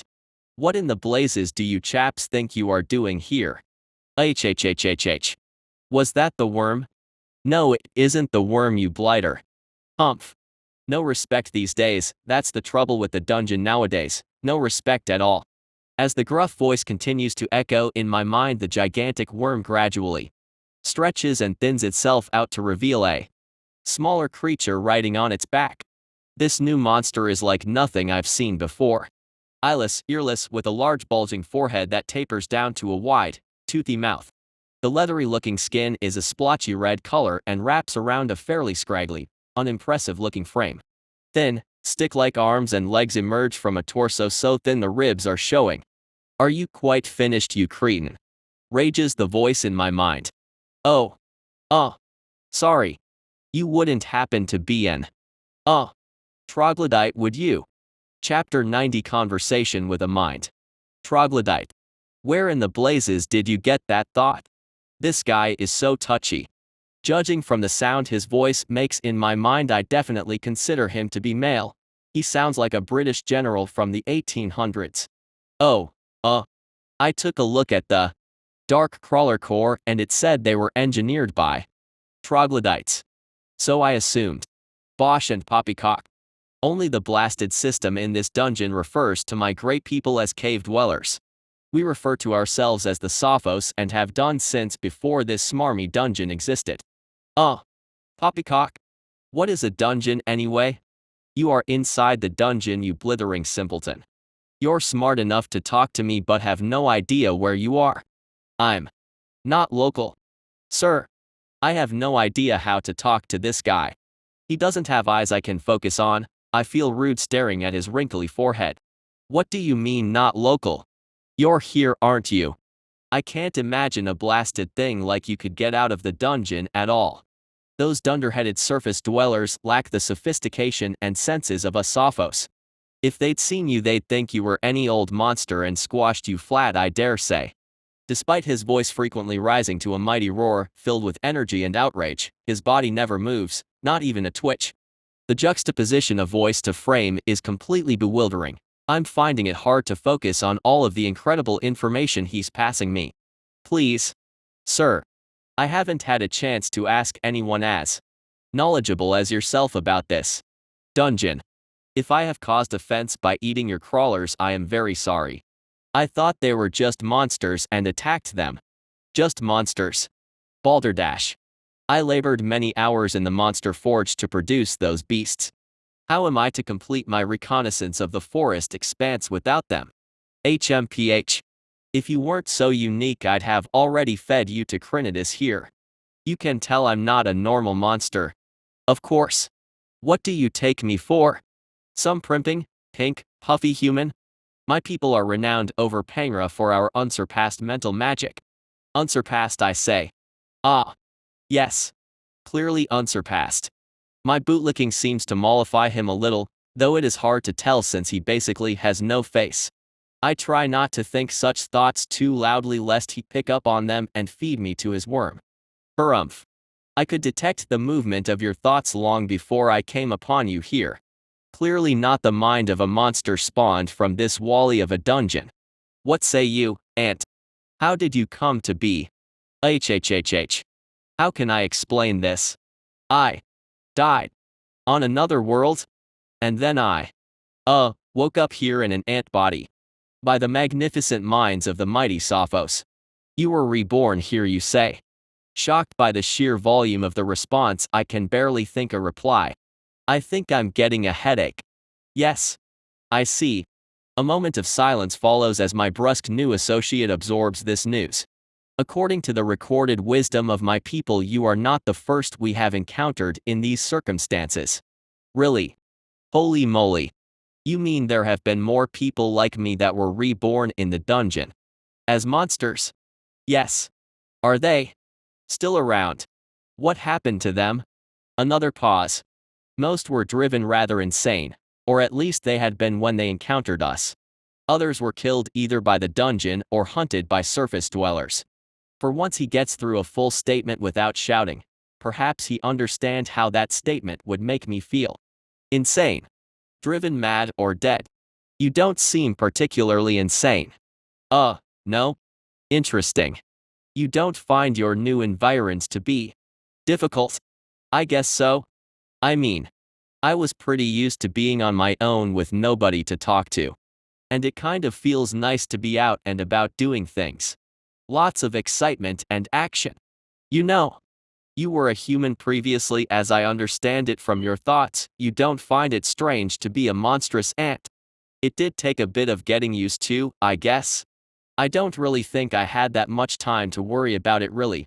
I was too concerned about staying alive, and then I was too busy trying to level up and evolve. Then I found the colony, and looking after them has been fun. I suppose I already had a human life and it was okay to be something new the next time around. More silence. I wish this guy would move or something. I can't even tell if he's breathing.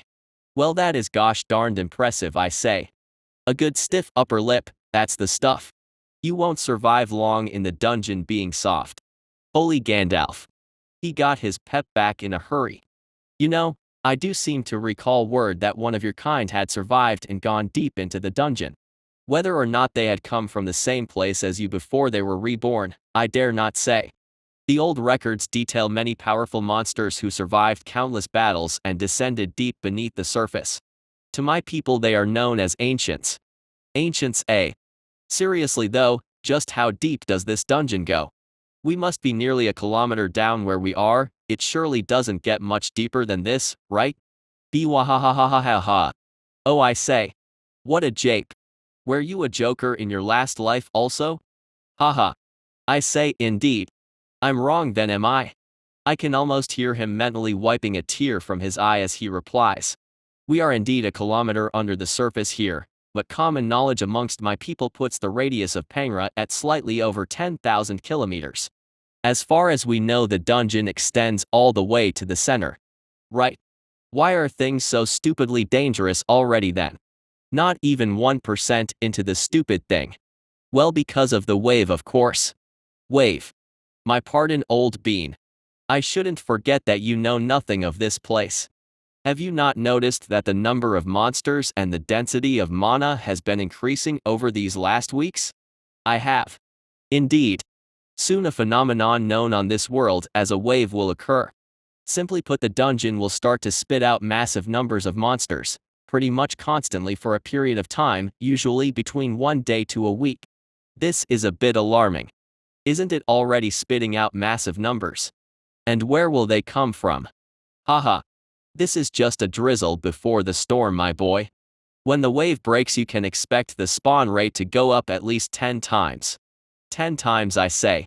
The other blasted thing about a wave is that the blighters will pop right out of the walls. Don't even need a spawn point. Out of the walls. By the bristling bushy beard of Big G. All around me, the pulsing mana lines that curl throughout the tunnel in their ever-splitting intricate scrollwork appear incredibly threatening. Monsters will start ripping straight out of the walls. Wait. Haven't these mana veins been extending into the nest? The colony? Oh yes. This wave promises to be rather unprecedented. We've not had a wave build this high for ages. I myself was sent to estimate the strength by scouting the forest. You wouldn't happen to have any intelligence for me on the spawn rate, Old Spice? My mind whirls in confusion and panic, but I manage to formulate a reply. I found a spawn point for claw centipedes. It produced a new centipede every hour that I saw. Sir? Oh, I say. That is bad news indeed. I think this wave promises to be a blighted disaster. His response startles me. Is it that unusual? Those hideous things would usually spawn at half that rate, leading to a wave. If we were to assume that the wave will be double the size of a normal one, that would already be disastrous. When did you measure the speed of this spawn point? He seems very intent with this question. Yesterday. Harumph. Bad news indeed. Indeed, I say. I think you may find the rate has increased even further over the last day. These things will accelerate faster the closer we get. A thought occurs to me. Is it really okay for you to be sharing this information with strange monster? Even if I am somewhat unique. We Sophos are pacifists for the most part. Against the dungeon we will show no quarter, but to other intelligent life we like to foster positive relations.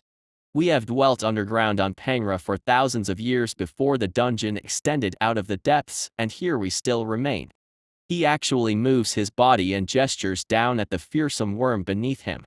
We have adapted ourselves to survive in this place. These old dogs learned a few new tricks, I say. However, our fundamental way of life has not changed. Should you find your way to my people, they will welcome you so long as you do not harm us. I hardly expected to hear this kind of talk from him considering the manner of his arrival, but he has certainly been very helpful. Thank you, sir. Do you have a name? In case I see you again? Well said, lad. My name is Formosus Bellus Pulcher. I was given this cognomen due to my incredible handsome form, as you can no doubt testify. I can detect no sarcasm at all in his voice. Chapter 91 Breaking. Well then. Formo. Could you tell me more about the ancient you mentioned? Oh yes. Ha. Now let me consult my people a moment. You can still talk to them? He doesn't respond. After a moment's thought I activate my mana sensing and look more closely at this strange but friendly fellow dungeon dweller. The blazingly powerful core of the monster he is sitting on is hugely distracting. This worm has a core that is easily twice the size of the queen's, if not larger. I shudder to think just how strong this thing is. Thankfully Formo turned out to be so peaceful. Ignoring the blazing sun that is the worm, I take a good look at this Sophos. The first thing I notice is that he has no core. I suppose this means he isn't born from the dungeon and is instead a natural creature of this world. Regardless of not having a core, he is clearly able to control mana extremely well. The mana around his body swirls and flows constantly. If I focus heavily, I can see a faint, shining bridge of mana, shaped like a braided rope, connecting my mind and his. Is this how we can communicate? Is this mind magic? The energy is clearly not of the normal type. Rather than a blue, it is a shimmering golden color. If I focus closely, I can see another bridge leaving Formo that vanishes into the far distance. He really must be communicating with his people, goodness knows how far away. Incredible. I desperately try to examine the connection he has constructed to my mind. If I learn how to do this, I'll be able to communicate telepathically, even without having to invest in a magical energy gland. Looking as closely as I can, the little I can see leaves me in awe. The construction of this bridge is breathtaking, each thread twisted precisely in a pattern that supports and extends, allowing two minds to interact. My control is far away from being able to achieve something on this level. Ahem. Yes. As I was saying, according to the records, we encountered an intelligent monster who claimed to have been reborn into this world 70 years ago. After many years of struggling, was able to evolve enough that she could push into the deeper dungeon, and we hadn't heard from her since. Her name was Sarah, as we understand it. That sounds like a name from Earth. Is it possible another person like me is still alive here in the dungeon? Somewhere deep. I'd love to try and find them, but I don't think I'm strong enough to survive that far down and explore. Apparently I'm not even 1% of the way to the middle. I have to admit that news has been a blow to my ego. I thought I was finally becoming strong. It seems there is a long way to go. Hang on. Something has changed. There is a different feeling in the air and I can't quite work out what it is. Temperature? No, my heat senses aren't noticing anything strange. What the heck could it be? Oh bother. For the first time, my new Sophos friend seems to have completely lost his vigor. He sounds worried. What is it, Formo? What's happening? Look at the walls, lad. Confused, I turn towards the tunnel walls and look closely at them. I can't quite see anything new. I'm not sure. The pulsing veins of mana are still there, the same as they ever were. Wait. They seem a little dimmer. Quickly activating my mana sensing, I stare hard at the walls. Yes. The mana level is slowly dropping. The difference is incredibly faint, almost imperceptible, but it is absolutely dropping. Isn't this a good thing, Formo? We want it to go down and slow the spawn rate, right? The Sophos has actually begun to move his physical body, reaching down to pat his fearsome worm mount and stir it to alertness. No, lad. Think of the waters of your own world, Anthony. When a giant wave comes to the shore, the water will first retreat. Yes. How the heck did you learn my name, Formo? With our minds connected for so long, it is natural I can glean many things. It is very difficult to keep secrets amongst my people. The mana is acting much like the water in your world. It will retreat and dim to almost nothing before crashing back with irresistible force. So that means the wave is coming, lad. One day, maybe two. Holy moly. I need to get the heck out of here. I have to save the colony. What you choose to do now is up to you, my boy. Take your pet and find a safe place. I hope you both will survive the coming disaster. Wait. Pet? Yes. Your pet, lad. Right there. He actually troubles himself to point at Tiny after I continue to stare at him blankly. Tiny is a pet? How is he a pet? I reconstituted him from a core. Does that make him my pet? Of course it bloody does. Do you think monsters in this dungeon are always so loyal to others? When you reconstituted him from a core, he became attached to you. In this world we call them pets. Have you not taken any of the pet management skills from the blasted system? Pet skills? I think I might have seen some there. I didn't think they applied to me. How you have survived this long is darned mystery, a mystery I say. Raising, controlling and engineering pet monsters is how we Sophos have survived to this day. We are the best in world at it, lad, without compare I say. Raise young. Tiny. Well, and he will protect you. The giant worm has roused itself now, its cavernous mouth wrying and flexing as it slowly begins to turn around, digging itself into the rock wall of the tunnel. I must return to my people now, lad. They must be warned of the scale of this disaster. I fear this wave will be greater than anything seen in 1,000 years. We Sophos will not be caught unawares. Okay. I'd better get back to the colony. They have no chance of survival without my help. Right, you are young chap. I say you go and give the dungeon jolly what for. Do your best to survive and we may meet again. With that, the worm once again expands its head, hiding the shriveled form of Formo from view. Accelerating with each passing moment, the worm burrows directly into the wall, shredding through the rock and dirt as if it were paper. Just how long is this freaking worm? Tiny and I watch in amazement as the scaly, rocky form of the worm continues to move past us in a seemingly never-ending, ever-accelerating blur. Finally it tapers and disappears, leaving Tiny and myself staring at an empty tunnel with a brand new hole in the side. A moment later I shake myself out of it. I don't have a second to lose, I say. Damn it. I've picked up his thinking habits. I need to get the hell out of here. Only a day, 2 at the most, before an endless horde of monsters starts leaping out the walls and ripping into the colony. The brood. Those poor helpless larvae will get shredded to bits. I don't have enough time.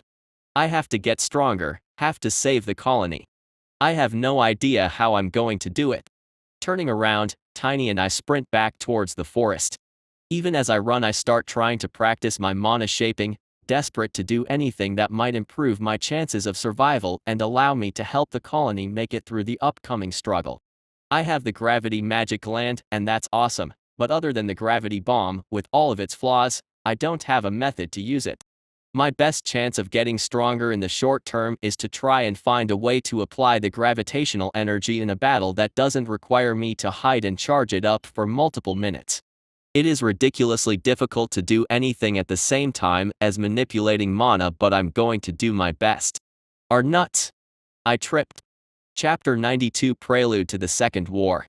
Tiny and I continue to retreat back towards the nest as fast as we can. As we run, I continuously attempt to draw out and shape mana, frequently stuffing it up and tangling my legs as we run. This is so damn difficult, Gandalf. How did you perform so much magic on the back of the horse? I'm not sure if this will help anyone in any way, but I'm feeling desperate to get stronger. With only a day or 2 left until impending Armageddon, I want to improve at something. The entire conversation I had with Formo keeps running through my mind. So much new information to drop on a person. I feel like it'll take ages for me to be able to come through of all the gems my chatty new friend dropped in our brief exchange. Tiny and I make it back to the open space of the forest without incident, although I do trip a few times. Even with my sub-brain assisting to draw the mana out of my core and direct it, to actually manage that process, seize the prepared mana before shaping it into the one of the many patterns that the skill-inserted knowledge is telling me to use is exceedingly difficult. However, I must practice. Back to the nest, Tiny. With all speed. The forest is just as chaotic as it was when we left it a few hours ago, but we don't waste time trying to sneak through now. As we encounter creatures, we simply continue running straight past them, leaving a trail of bewildered and confused beasts in our wake. However, some give chase, bellowing out their challenge as they crash through the brush, snapping branches and crushing the undergrowth beneath their feet. If I'd not been distracted with mana shaping, I might have anticipated this, but there is no stopping now.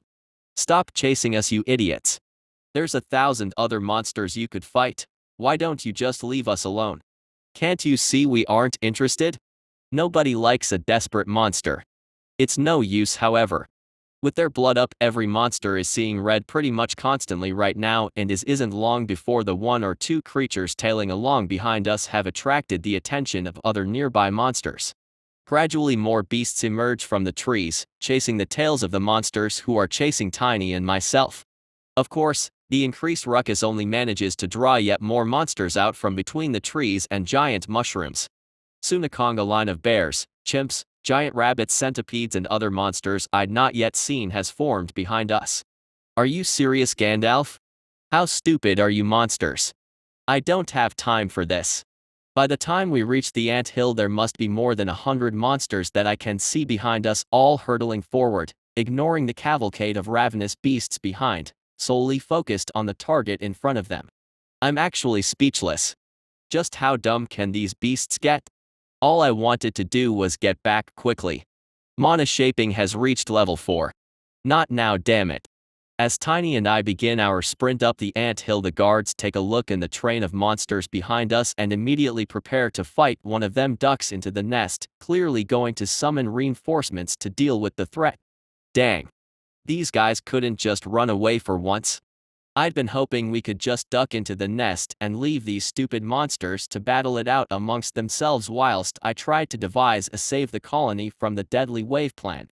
Alas, it is not to be. Clacking my mandibles in irritation, I turned to face the oncoming beast Congo. Once I reached the top of the hill, Tiny, tired of running and eager for battle, takes his cue from me and gleefully turns to fight, electricity already beginning to spark off his body. After all the effort I went through to avoid this very situation, one run through the forest and here we are. A massive brawl right on top of the anthill. As I turn, I can see the full train of monsters suddenly stop as the creature in front of them stops. There is a pause. The beast immediately in front of me is a heavily mutated wolf dragon. Any monster that can survive in the forest these days is going to amass levels and biomass at a pretty furious rate after all.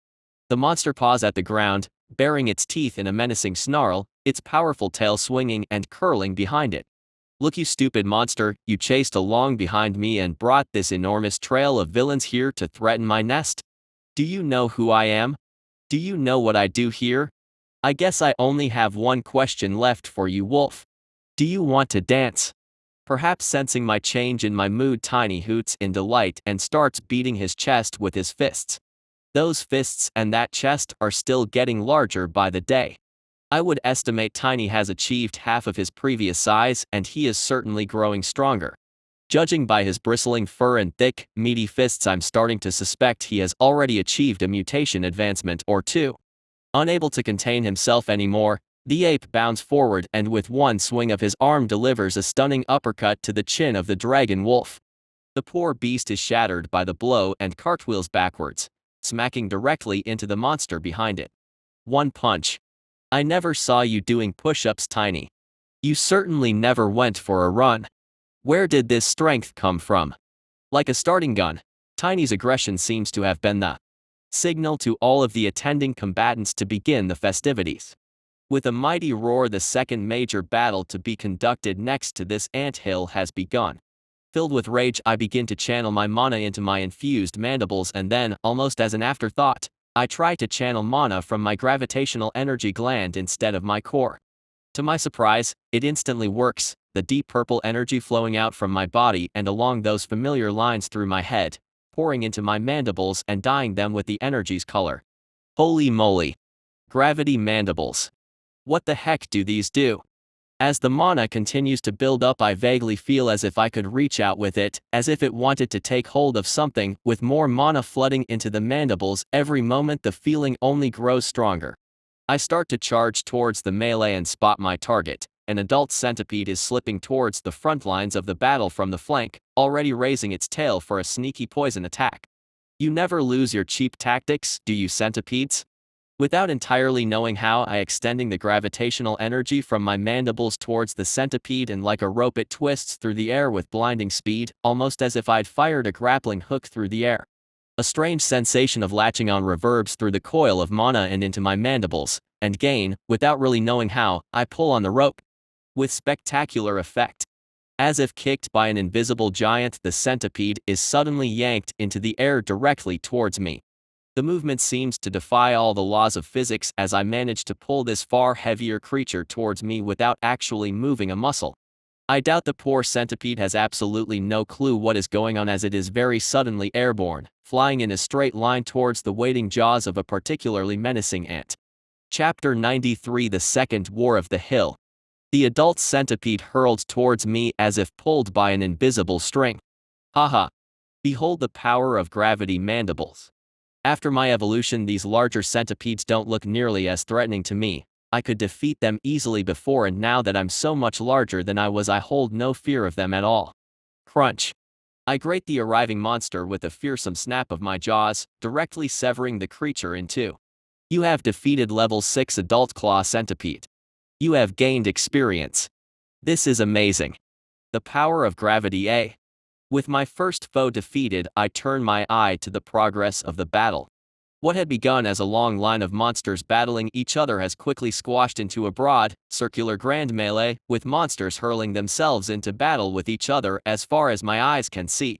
The constant noise from all of this fighting is only serving to attract more creatures, and so with each passing moment the fight extends further into the forest and grows yet more louder. Tiny is already the thick of it, smashing out devastating electrical punches with reckless abandon, the joy of battle sparking in his bad eyes. I hope he doesn't get carried away. As a matter of fact, it would do for a master to be outperformed by his own pet. Just as Tiny is about to join battle against a fearsome-looking antlered monster, I reach out to it with my gravitational energy and latch on, yanking it towards me and right out from under the confused ape's nose. Haha. Take that, you ape. The monster is a little quicker to react than I would have expected, however, lowering its many pointed antlers towards me and bellowing with fury at having been summarily pulled through the air. Yikes. Quickly jumping out of the way, I totally forgot that what the beast was being pulled towards was none other than myself. Idiot. Crash. Luckily, the sudden change in direction was enough to throw the point of impact off and the antlered creature smashing in the ant-hill beneath my feet. Even so, my legs get clipped and I'm sent spinning madly into the dirt. Shaking my head, I get my feet under me and prepare to do battle with this new beast. My opponent looks similar to Buck, or at least, what I imagine a buck would look like if it had been on a steady diet of steroids and its antlers were made of glittering steel. This beast is absolutely bulging with muscle. What sort of gym junkie of a deer are you? You need to be more mindful of your health, dear. Those supplements aren't legal. Staggering to its feet, the poor monster is still looking a little the worse of wear after the sudden journey it was forced to undertake. I won't miss this chance. Dashing forward, I don't give the beast the time to gain its bearings and chomp down on one of its legs with my mandibles. Crushing bite. The deer howls in agony as my mandibles squeeze down on the leg, tearing muscle and splintering the bone. Monsters in this dungeon don't go down without a fight, though.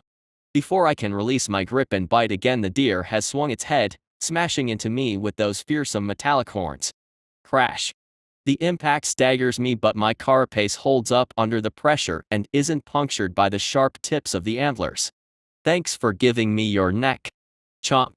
You have slain level 9 Rapid Servum. You have gained experience. Haha. Now I'm getting into the swing of it. Just to satisfy my curiosity, I quickly lean down and take a quick bite out of the creature I just defeated. You have consumed a new source of biomass, Rapid Servum. You are awarded 1 biomass. Basic profile of the Rapid Servum unlocked. Rapid Servum, bulky deer. This impressively muscled monster is incredibly strong and specializes in offense, being somewhat vulnerable. Its metallic element antlers are a deadly weapon. Bulky deer. Even Gandalf thinks this creature is overly ripped. As I turn to identify my next target, the first of the colony's reinforcements has begun to appear. Too fast, you guys. Why don't you stay down in the nest and let me deal with things for a while? It's no use, however. At first, in a trickle that quickly swells to a flood, more and more ants begin pouring out of the top of the anthill. As soon as they spy the sprawling melee, these workers don't hesitate to leap into battle, charging forward without pause or thought for personal safety.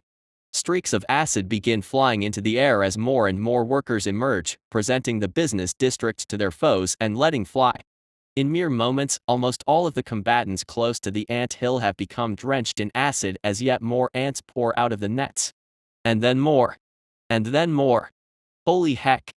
How many of us are there now? When I last checked, there were several hundred workers and 100 more brood waiting to hatch, the new workers who had been born after the first big battle next to the anthill. Judging by the sheer number of hatchling workers emerging from the top of the nest, some of these must have completed their pupal stage recently. There must be 500 monstrous ants here. Several workers seize on the biomass I've already secured by yanking it towards me and start dissecting it for transport to the nest. Seeing the hordes of workers pouring out of the ant hill so close to me, a sudden though strikes me. Rather than the workers running out into the battle and risking their lives, what if I brought the battle to them? No sooner has the thought occurred to me than I have reached out and latched onto the fearsome lion ogre, rampaging through smaller foes at the foot of the hill. Come on up, big guy. Once again the monster is yanked towards me as if fired out of a cannon. By shifting my position at the last moment I make sure that the poor beast slams into the side of the anthill without crushing me to death. When the dust settles, a dazed and angry lion ogre is slowly starting to pick itself up, not realizing that it is currently surrounded by hundreds of monstrous ants. In an instant, the monster is completely covered in hatchling workers, biting furiously and spraying acid and close range. Veil lion ogre, your sacrifice shall not be in vain. Checking on my gland I can see that my infused mandibles are draining the gravitational energy gland at a fairly rapid pace. Each use is fairly mana intensive. If I can pluck a few more monsters out for the colony to take care of, that would help the situation greatly. Even as the lion ogre is enduring its final moments, I'm already searching my next target. Aha! A croca beast. Yoink! After casting out my hook, the unsuspecting monster is pulled towards me at speed, slamming into the anthill as I dodge to one side at the last moment. Once again the monster is completely covered in workers before it even manages to make sense of the situation. Hopefully I can do this for a bit longer and keep the most of the ants out of the main battle as long as possible. Chapter 94 The Colony Erupts. The croca beast doesn't last much longer than the lion ogre. With the sheer number of ants swarming over the top of the hill, any individual monster is going to get chomped apart without any chance to retaliate. I almost feel sorry for these guys, covered in much smaller monsters that bite them and spray acid on them from point-blank range. The croca beast had 6 hatchling workers pulling on just one leg, ensuring it couldn't move, before I looked away. It's a tough dungeon. Don't look at me like that, croca beast. Clearly I don't feel too badly for the monster, since I'm already searching for my next target. There, that adult centipede. Yoink. Aha. Another ripped deer. Yoink. Yet more victims are pulled to the top of the anthill, only to be summarily devoured by the hungry swarm of hatchlings. It doesn't take long before I start to see workers transporting the biomass down into the nest, already industriously dispensing that food throughout the colony. At this point the gravy train is over, however. As fun as it's been pulling monsters out of the battle to their immediate doom, the drain on my gravitational magic gland has been severe. I'm already down to 20%. Reluctantly I shut off the infused mandibles and the mana gradually fades out of them. At least the advantage of the gravity gland shows itself in my still fully charged core. If push comes to shove I can still activate my regular infused mandibles to give myself some added cutting power. Somewhat at a loss for what to do next I turn about to survey the situation. A scene of chaos meets my eyes. All around the base of the anthill a wild free-for-all is taking place. Larger monsters stand tall amidst a veritable sea of smaller beasts. Titan crocs, bear tyrants, death rabbits are all battling against each other, whilst around their feet, spark chimps, centipedes, blade-tailed rats and others crash into each other like angry waves. What a catastrophic scene. This is the last thing I wanted to happen leading into the wave. I should be talking to the queen and trying to work out a strategy to ensure the colony can survive. We don't have time for this stupid free-for-all. Glancing quickly at the workers around me I can see that their blood is up. There is biomass to be had for the colony, and by golly they are going to go and get it. I don't think I could possibly dissuade them from doing something so fundamental to their identity. Thankfully they are at the very least cautious enough to continue launching acid into the crowd of monsters swirling around the base of the hill. With the combatants so thick on the ground it is impossible to miss. Hundreds of individual shots are launched into the sky, literally making it rain acid on the crowded creatures down below. Holy moly! With 500 ants firing their acid out at once, it makes for a fairly impressive sight. Hopefully Tiny managed to avoid getting hit. Thinking I may as well join in on the action, I present my commercial zone towards the enemies and begin to pick out some of the larger targets in the fray to hit. Pow! Take that, Titan Croc. Pow! Actually, take a second shot, Titan Croc, I hate you guys. Pow! Stupid bear. Feel the burn of my acidic law. Since my evolution, my acid gland has expanded its capacity once more, allowing me to fire 10 shots at a time. I continue to pick out the largest and most threatening targets in the crowd to inflict my adhesive acid upon. hopefully weakening them for any battle to come. Even as the acid burns away at dozens of monsters in the melee, I'm still concerned for these workers advancing into that maelstrom of battle. Several hundred of these workers were only just hatched. If they die now, they won't be able to protect the colony during the true disaster to come. I'm so annoyed at myself. I tried so hard to avoid bringing harm down on the colony, and now, because I was rushing and in a hurry, I brought the very disaster I was hoping to avoid at the moment I could least afford to do it. Damn it, Anthony. You've got to fix this somehow. At this moment I can feel the anthill shudder beneath my feet. The dirt is shifting, as if something in the ground beneath my feet were pushing upwards. My heart sinks as I think I realize what is about to happen. Sure enough, from the top of the anthill emerges two long antennae, followed by a massive ant head. In a familiar scene, the peak of the anthill collapses as the queen drags herself out the top and onto the field of battle. Damn it. Not this again. What if something happens to her? I run up to the queen, I'm not even sure why, perhaps to try and reason with her so she goes back down into the nest. Queen. What are you doing up here? Shouldn't you go back down into the colony? I yell. It's kind of strange, I actually shout in the sense that I speak loudly with my pheromones due to the sheer amount of noise around us, but it is completely unnecessary since we are actually communicating using smell rather than sound. I could whisper, barely releasing any scent at all, and she would still be able to understand me perfectly well. The colony is threatened, she replies. We must defend it. Do you need to be here though? I plead. If the queen ends up dead because of this, I'll be giving myself a right kicking. I will protect my children. The queen replies in her deep, matronly voice. Without any delay, she immediately begins to race down the anthill, charging forward with unstoppable momentum. The workers' eyes are literally on fire, blazing with a feverish energy so intense it may well scorch their foes to death before any bite is applied. I can't stop them now. All around the anthill the workers are rushing into battle, eagerly, joyfully even. With the queen by their side I can see that they are implacable.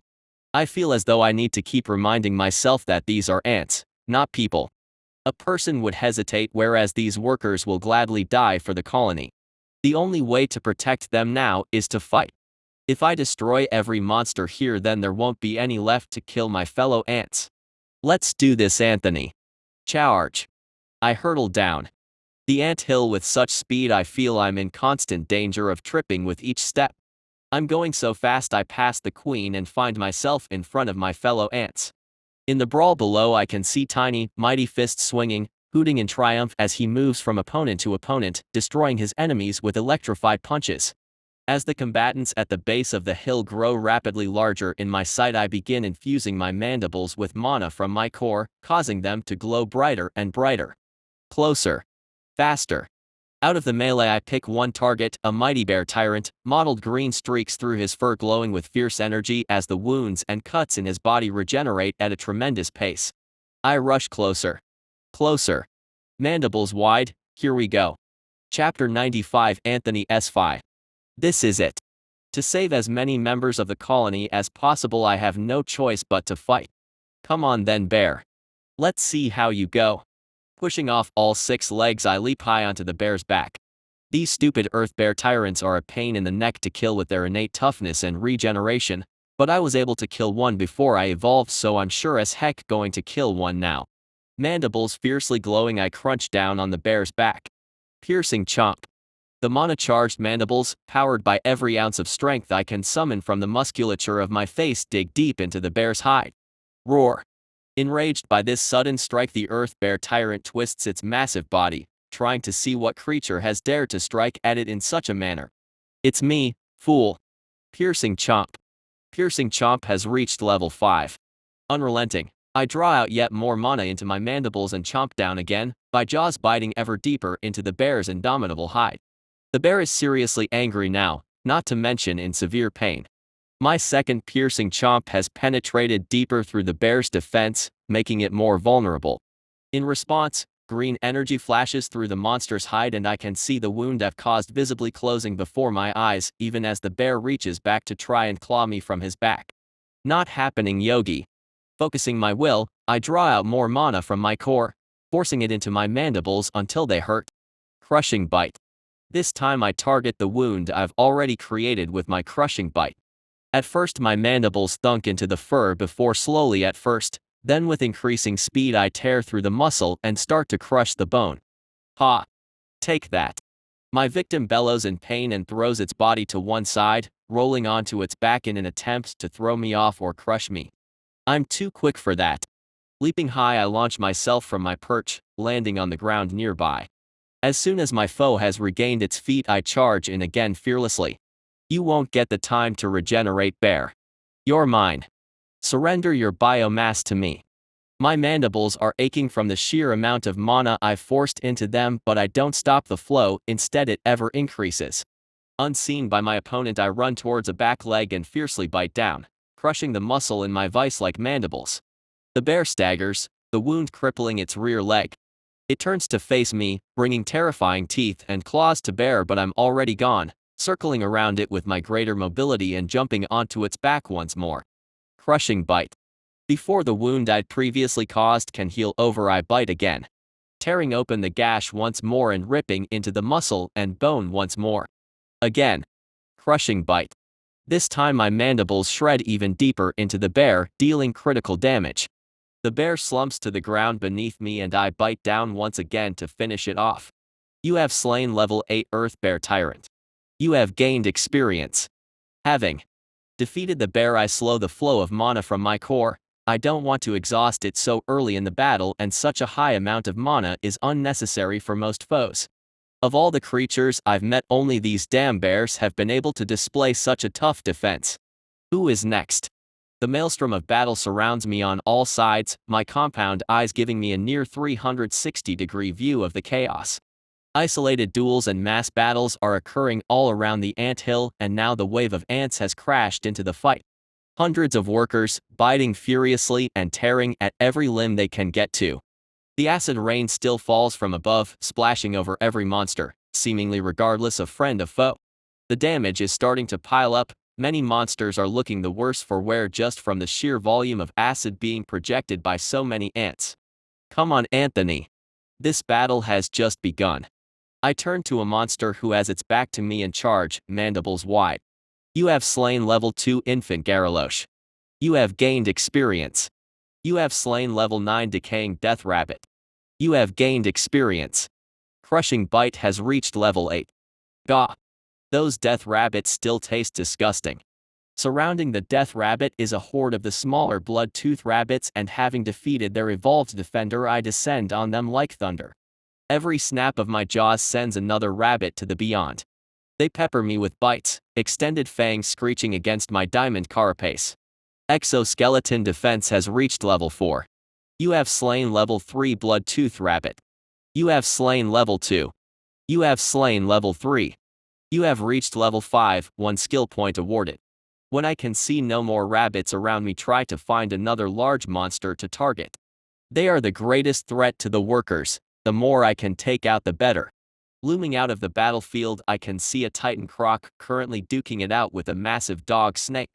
The terrible snake is absolutely massive, probably an evolved version of the smaller kind I'd seen earlier. It's snarling, wolf-like head darts here and there, snapping with bone-crunching force at the titan croc, who tries to rip back with its own fearsome crocodile teeth. The snake's long body coils and whips around as it moves, crushing smaller creatures under its bulk as it moves. The body must be at least 20 meters long. At its thickest, the twisting body is almost as thick as I am. Sorry, snake, you've got to go. Trying to force my way through the battle, I have to snap and bite my way towards my target. This is going to be tough, but I've got to try. Even as I fight, dodging left and right, lashing out with my mandibles, I begin to draw out the gravitational energy inside, letting it flow from the gravitational energy gland and then compressing it into a tight ball of death. The gravity bomb. To try and handle this violently fluctuating energy in the midst of a battle is going to be tough, but hopefully it doesn't spin out of control and kill me. I almost can't take a step without running into another monster. Each and every one of them is red-eyed and ready to battle to the death. The fervor of the fight has seemingly infected them with unstoppable bloodlust. Moving inexorably forward, I get battered and bitten, slashed and belted from all sides. I can't react or respond to every strike, the majority of my focus being dedicated to handling the growing gravity bomb in my throat, gaining energy and density with each passing second. Snapping left and right, I bisect a centipede and shear straight through the leg of a wolf dragon before continuing forward. I can't afford to stop for a second. As the gravity bomb grows larger, more and more of my attention is required to contain it.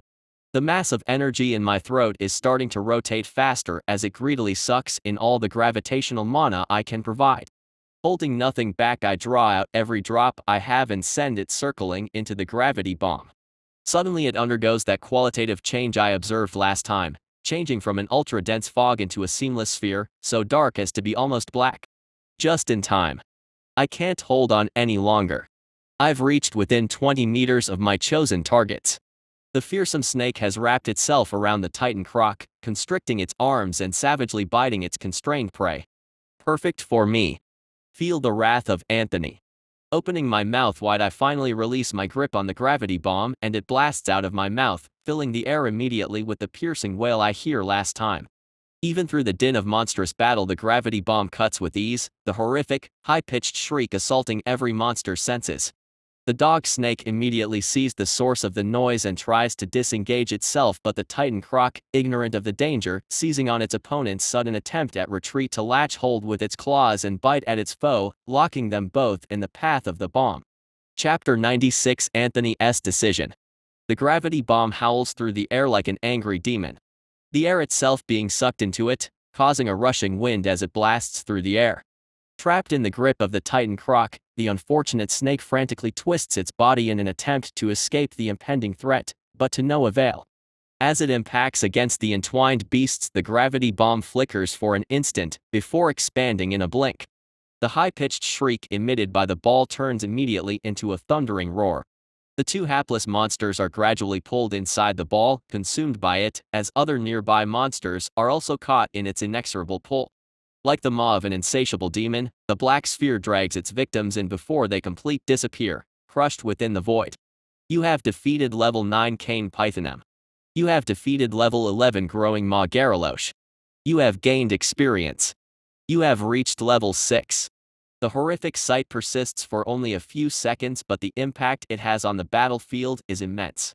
Nearby monsters, suddenly freed from the gravity that had seized them, slump to the ground, their desperate efforts to resist no longer required. Several of these monsters, stunningly, turn and flee into the forest. Perhaps they were so intimidated or startled by their near-death experience the bloodlust was knocked out of them, causing them to flee. Whatever the reason, the panic proves to be contagious as more monsters begin to flee the field, their fear spreading to others who, intimidated out of their frenzy, turn and retreat into the shelter of the forest. Yeah, you better run. Because my core and gravitational energy are completely exhausted. I'm so damn tired. Even with so many adversaries quitting the field, the battle still rages on. Turning around, I can see the workforce continues to be locked at combat with other smaller creatures. Here and there a larger monster is being swarmed, covered in over a dozen workers at once and pulled to the ground. The queen stands tall above the fray, her antennae flaring brightly with healing mana every now and again as she targets smaller groups of workers for her ministrations. To my relief, she hasn't pushed herself to the very front line, risking becoming separated from the workers, but instead has remained close to enough to help where she is needed, lunging forward to chomp at troublesome enemies before she retreats back slightly to heal the wounded and look for trouble spots. Whilst she probably could rampage through the monsters here, I'm glad she hasn't. If she were to die, then the colony would have no future. Despite being so drained, so long as the workforce is engaged in battle, I will be also. A dedicated ant worker has no time for slacking. Staggering forward, I mechanically enter the battle, chomping left and right at every monster who comes in front of my path. The more crushing bites I dole out, the more drained my stamina becomes, my physical exhaustion rising to match that of my mind. I continue to be battered on all sides in the fight, smaller monsters rushing and biting and slashing at me as I doggedly push through their ranks like a car slowly pushing its way through a crowd. Eventually I'm forced to activate my regeneration gland, largely because one of my legs becomes complete crippled. My diamond carapace is able to deflect most of the harm, but enough 1 HP hits will eventually mount up into serious damage. Thankfully the limb regeneration proves up to the task and my leg is mostly reformed within a minute. My mind grows increasingly dull as the battle rages on, my actions become almost completely mechanical. Step forward, bite, bite, bite, look around for more enemies and then continue the process. I can barely even acknowledge the voice of Gandalf in my head as the battle continues. You have slain. Crushing Bite has reached level 9. Exoskeleton Defense has reached level 5, upgrade available. Finally there comes a time where I chomp on a monster and then look around only to find worker ants picking over the biomass. All around me a carpet of remains covers the ground, the anthill rising out of the carnage, a tall spire emerging from refuse. As my tunnel vision slowly expands and I take in the sights, hundreds of workers are still alive, seemingly unwearied, dragging away biomass, lifting it in their mandibles before making the journey up the hill. Here and there I can see a large body being picked over by 10 or more workers, industriously carving up the biomass. The field has been surrendered to the ants. The sheer number of us, combined with my own intervention, was enough to chase away all but the most suicidal of monsters, leaving the colony as the ultimate victor. Tiny staggers over to me. The poor ape is covered in wounds, a broad smile plastered on his bat face. You dumb ape. I'm glad you're still alive. Having seen me and made sure that I'm okay, my ape friend turns and begins to chow down on biomass, wolfing it into his face with wild abandon. It's a good thing, the food will help close over those wounds faster. The big guy must have gained a ton of levels in this fight also, I have to make sure his core is ready to evolve. No rest for the weary. Shaking myself and using my own antennae to slap my face, I try to wake up my exhausted mind, much like a human slapping themselves on the cheeks.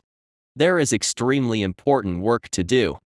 I didn't intend to cause this enormous battle on the doorstep of the colony, but since it has happened, I will not waste the opportunity provided to help the colony survive.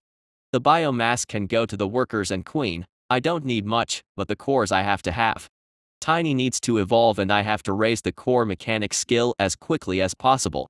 Judging by the ridiculous power demonstrated by the Sophos Formo and his rockworm of death, it is possible to modify and raise monsters to be superlatively powerful. If I can get my skill high enough, maybe I can engineer Tiny or the Queen, and improve our chances of living. I briefly activate my mana sensing and cast my awareness about, seeking those little concentrated balls of mana that are cores.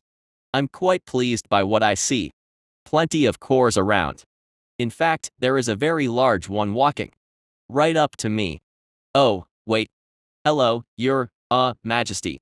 I stutter, dropping my mana sensing and greeting my new mother as she looms over me. Thwack. My head is knocked down as the queen whacks me across the head with one of her antennae. Ouch. I deserve that. You must learn to be more cautious, child, the queen warns me gently. You must not endanger your family. I squirm internally at her words. Family as a concept is a little difficult for me to understand. I mean, my family certainly fed me and clothed me most of the time, but even this experience of being disciplined by my mother is a bit new. It feels nice, I suppose. I'm sorry, your mate. Mother. I learned about a great danger and was trying to return and warn the colony. Danger? What danger do you speak of? Actually, it's going to happen very soon. I've been told that in 1 or 2 days there will be a wave of monsters. Our enemies will appear at incredible rates, coming straight out of the walls. They could appear right inside the colony, right inside the brood chambers. As I'm speaking, I realize just how crazy this sounds, how crazy this is. I'm talking to a giant ant queen, who is probably only a few months old. I probably know more about the dungeon than she does at this point, and what I know came from a single conversation. How is this even going to work? Do you believe the colony is threatened? The queen's calm, soothing voice breaks into my swirling, tired thoughts. I say. What should we do, my child? She asks. That's simple. You believe me just like that. You'll listen to what I say so quickly. Almost as if she can sense the direction of my mind, the queen answers my inner doubts. We are family. Okay then. I guess we are. Chapter 97, The Family. So, I mean, it's a little odd. I was a human before after all. I may not have lived what people would call a normal life. But hey, I went to school a bit, I saw people, I ate human food. Now I have a giant ant queen staring down at me and insisting that she and my many siblings are my family now. For some reason, I'm surprisingly okay with that. I had a pet ant colony as a human. I kept them contained and fed them, watched the colony grow and cleaned out their spaces for them. In some ways they were the most constant members of my household. I certainly saw them every day, which wasn't really true of anyone else. Perhaps that is why I don't really mind being an ant. If I'm going to be a member of this family, then I have to do my best to save them. I start thinking out loud. Okay then, Queen, I don't think we are strong enough to survive the wave. If our nest is invaded from the outside as well as the inside, we could be completely wiped out. The Queen looks concerned and taps me with her antennae, urging me to continue. I think we need to move the colony. We have to get somewhere else. Somewhere safer. Do you know where we should go, child? No. We live in the dungeon, and from what I'm told, the entire place is going to become a death zone for up to a week. I don't even know that the surface will be safe from the impending danger. But it may be safer than the dungeon. If endless numbers of monsters will be fighting and going crazy through these tunnels, going to the surface might actually be better. Of course, that doesn't mean running headlong into the humans, that would be suicide, but with my tunnel map I can clearly see where the entrance I first encountered the humans is. If we can find a way to the surface far enough away from a human settlement, we might be able to remain undetected and ride out this disaster. Am I crazy? If I get the colony to relocate to the surface, there's definitely a chance that we all get killed by those powerful human soldiers, burnt to death, cut to pieces and slaughtered without mercy. If we stay down here, will the outcome be any different? I think we have to take a chance. The Queen has waited patiently as my thoughts run circles inside my head. My resolution firms as I see her commitment to waiting on my directions. We have to dig a new tunnel to the surface, I declare. The Queen slowly digests this bombshell, taking time to think them over. Then she responds. What is the surface? She asks. Of course, how could she possibly know about it? We will dig a new tunnel upwards, that bypasses the existing dungeon passages, and if we can dig far enough upwards, we'll be safe. I say. Hopefully that is simple enough that she can understand what I'm saying. The Queen pauses for another moment, her monster intelligence mulling over this suggestion. I wait nervously for her to puzzle out exactly what this means to her. To my surprise, she calmly nods. We will do as you suggest, child. Where should the family dig? Phew. At least the first hurdle has been cleared. If the Queen has agreed to my plan, then I might have a chance of getting the workers to cooperate. I'm not exactly sure how the pecking order works in a monstrous ant colony. In a normal ant colony on Earth, the Queen doesn't actually rule over the rest of the ants. In fact, she is basically dragged around by the workers, almost an egg-laying slave. Instead, the workers run the colony on a kind of democracy system. For example, if one worker finds a good place to move the nest, they'll lay down a trail and start moving the brood. If other ants find the trail, they will go and check it out, and if they agree with the first ant's opinion, they will join in. Eventually, when enough workers have agreed on a course of action, it will happen. It isn't always so smooth, of course. Sometimes the workers don't agree with each other and you'll have two competing sets of workers, each moving the eggs and larvae to two different places. In this world though, the Queen is intelligent, not a mindless egg-laying slave, and she is far from a helpless creature at the mercy of the workers. If anything, she is probably closer to what most humans think an ant queen is like on Earth, in charge, making decisions and actively helping to direct the future of her family. I'm not sure exactly what she can do to direct the workforce. It's clear that they can understand my pheromone language to some extent. Perhaps she can just talk to them. I shake these thoughts out of my head and address the Queen once more. Let's sweep clean this battlefield first. The biomass is too valuable to the colony for us to abandon it. Once that is done, I'll start digging the tunnel. If you can help get the rest of the family digging, then we can make faster progress. Hopefully we can dig our way clear of the threat in the next 2 days. Even in the time since I spoke to Formo, I've already noticed the brightness of the forest has diminished. The mana is continuing to recede, just as the Sophos had predicted. The forest is going to grow even dimmer, perhaps even fading to black, before the wave Satisfied with our discussion, the queen gives a few more friendly taps on the head with her antennae before retreating back to the security of the nest, leaving the workers to do what they do best and complete the work required to secure the biomass the colony demands. As the queen ambles away, the workers are doing just that, continue to comb over the battlefield and collect the spoils of war. As more times goes by, the number of ants showing visible signs of mutation is increasing, here and there a worker with longer antennae, or stronger looking legs, or larger mandibles can be seen. This is excellent news. If the workforce becomes stronger, then we will have a greater chance to survive. I proudly watch the workers rushing about. This is my family now, and every one of these ants is my sibling. I didn't have any brothers or sisters that I knew of in my last life. Going from that to having hundreds is a bit of a shift. Enough sentiment. I have important work to do. Flipping my mana sensing back on, I glance around and try to identify the location of as many cores as I can. I have to secure all of them. Every one. Rushing around, I immediately commence the messy task of extracting cores from monster remains. I desperately need to rest, but the looming danger of the wave requires that I push myself beyond my limits. When I'm finally done, the haul is definitely worth it. In these dangerous times, with battle being constant in the forest, many monsters are fighting and leveling up at a rapid pace, so the number of cores to be found in the surviving monsters is higher than what I had experienced before. When we are talking about a large-scale battle in which hundreds of monsters died, we are talking about a good haul of cores. Over 20 in all. Not to mention the special prize. I wandered over to what was left of the larger monsters who had been caught in my gravity bomb. A small, ultra-dense ball of biomass was sitting on the ground, looking more like a model planet than anything else. I tried to lift it, and after nearly breaking my neck, I had to give up. This thing is stupidly dense. It's probably only the size of a tennis ball. Determined, I try to nibble at it. When I find no success with nibbling, I try full-on chomping. It's like smashing my teeth on a gobstopper. After a little persistence, I am rewarded. You have consumed a new source of biomass, cane python M. You are awarded 1 biomass. Basic profile of the cane python M unlocked. Cane python M, dog python, evolved from the smaller dog snake. The sheer brute strength of this monster should not be underestimated.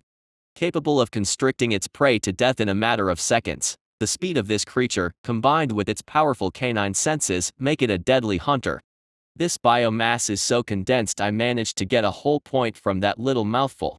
As intriguing as this is, the real prize is lying in the foliage nearby. That is a fairly impressive looking core. Chapter 98 Digging commences. Gathering the large python core, I'm sure it was from the python, judging by the tail section I found it next to. I bring it to the rest of my horde, which I transport into the colony, burying them with my death rabbit core that I had saved in the first trap network. This is the most precious harvest of this battle. I have great plans for this resources. I have to work quickly though. Before I can begin that work, I make one final trip back to the field, to gather some biomass for myself and to collect my now fairly spherical ape. Are you made of rubber, you stupid gorilla? How do you fit so much damn food in your stomach? Tiny appears happy to simply lie on his back, rolling about gently in contentment, his distended belly proudly displayed to the forest canopy. Really classy, Tiny, you really are living your best life. By this time the industrious workers have done a fairly good job of picking clean the field, but I'm not too worried.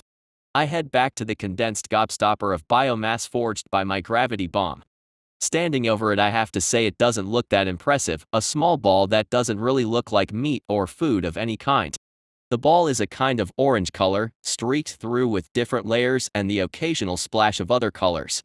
Looking closely, it reminds me a little of the planet Jupiter from images I'd seen in textbooks. Tentatively I try again to lift it, no success. Most of the biomass of 2 giant monsters is packed into this little ball. There must be easily over a ton of material in there. It isn't surprising I can't lift it. I'll have to eat as much as I can here and now then. Once again I crouch down and start gnawing the hell out of the thing. Nom nom nom nom. Yield to me, you damn sphere. Nom nom nom nom. You have gained 1 biomass. This is going to take a while. I feel like a dog gnawing on a bone. Nom nom. After a solid 20 minutes of chewing, I've managed to gain 6 more biomass. The rate at which I was able to extract the food was slowly starting to increase towards the end. Apparently chipping away at it was loosening up the biomass a little. If I had more time, I'd be able to get a whole lot more biomass out of it, but I can't afford to hand around. I just have too much to do. The food does a lot to re-energize me, helping to close over my smaller wounds and refreshing my mind somewhat. I still need a sleep desperately, but it will have to wait a bit longer. Having eaten, I quickly hustle back into the nest and make my way down to the queen's chamber. Ants are desperately running about, passing food around, feeding the larvae and presenting biomass to the queen. The only problem is she shows no interest in eating. I can subtly see that the workers are distressed by this. A small pile of biomass is growing in the queen's chamber and the workers are wandering back and forth with no real idea on how to proceed if the queen won't start eating. When I bustle into the chamber, the queen perks up and pushes through the crowd of workers towards me. "Are we ready to dig?" she asks, the concern thrumming in her voice. "Good to go." I try to reassure her. I move over towards the slowly dimming walls of the chamber and start to feel out the dirt with my antennae. I'm relying on my excavation skill to guide my instincts and detect the best place to start digging. In my tunnel map, I can see that the entrance where I encountered the humans is roughly 2 kilometers to the, let's say, west. That isn't far enough away to be certain we are clear of human settlement. I don't know if the entrance I found is in the middle of a thriving city or a cow paddock, but since I know that there are humans there, we need to surface a good distance away. That means we need to dig not just up, but further away from that entrance. Eventually I find a patch of wall that feels the most promising to my tingling instincts and start digging. I want to pitch the tunnel upwards about 20 degrees. By the time we reach the surface, we should be a long distance away from the entrance I was attacked at. If we run into an already established tunnel, then we'll have to back up, close off a section of tunnel and dig around it. We cannot risk exposing our escape route to the wave.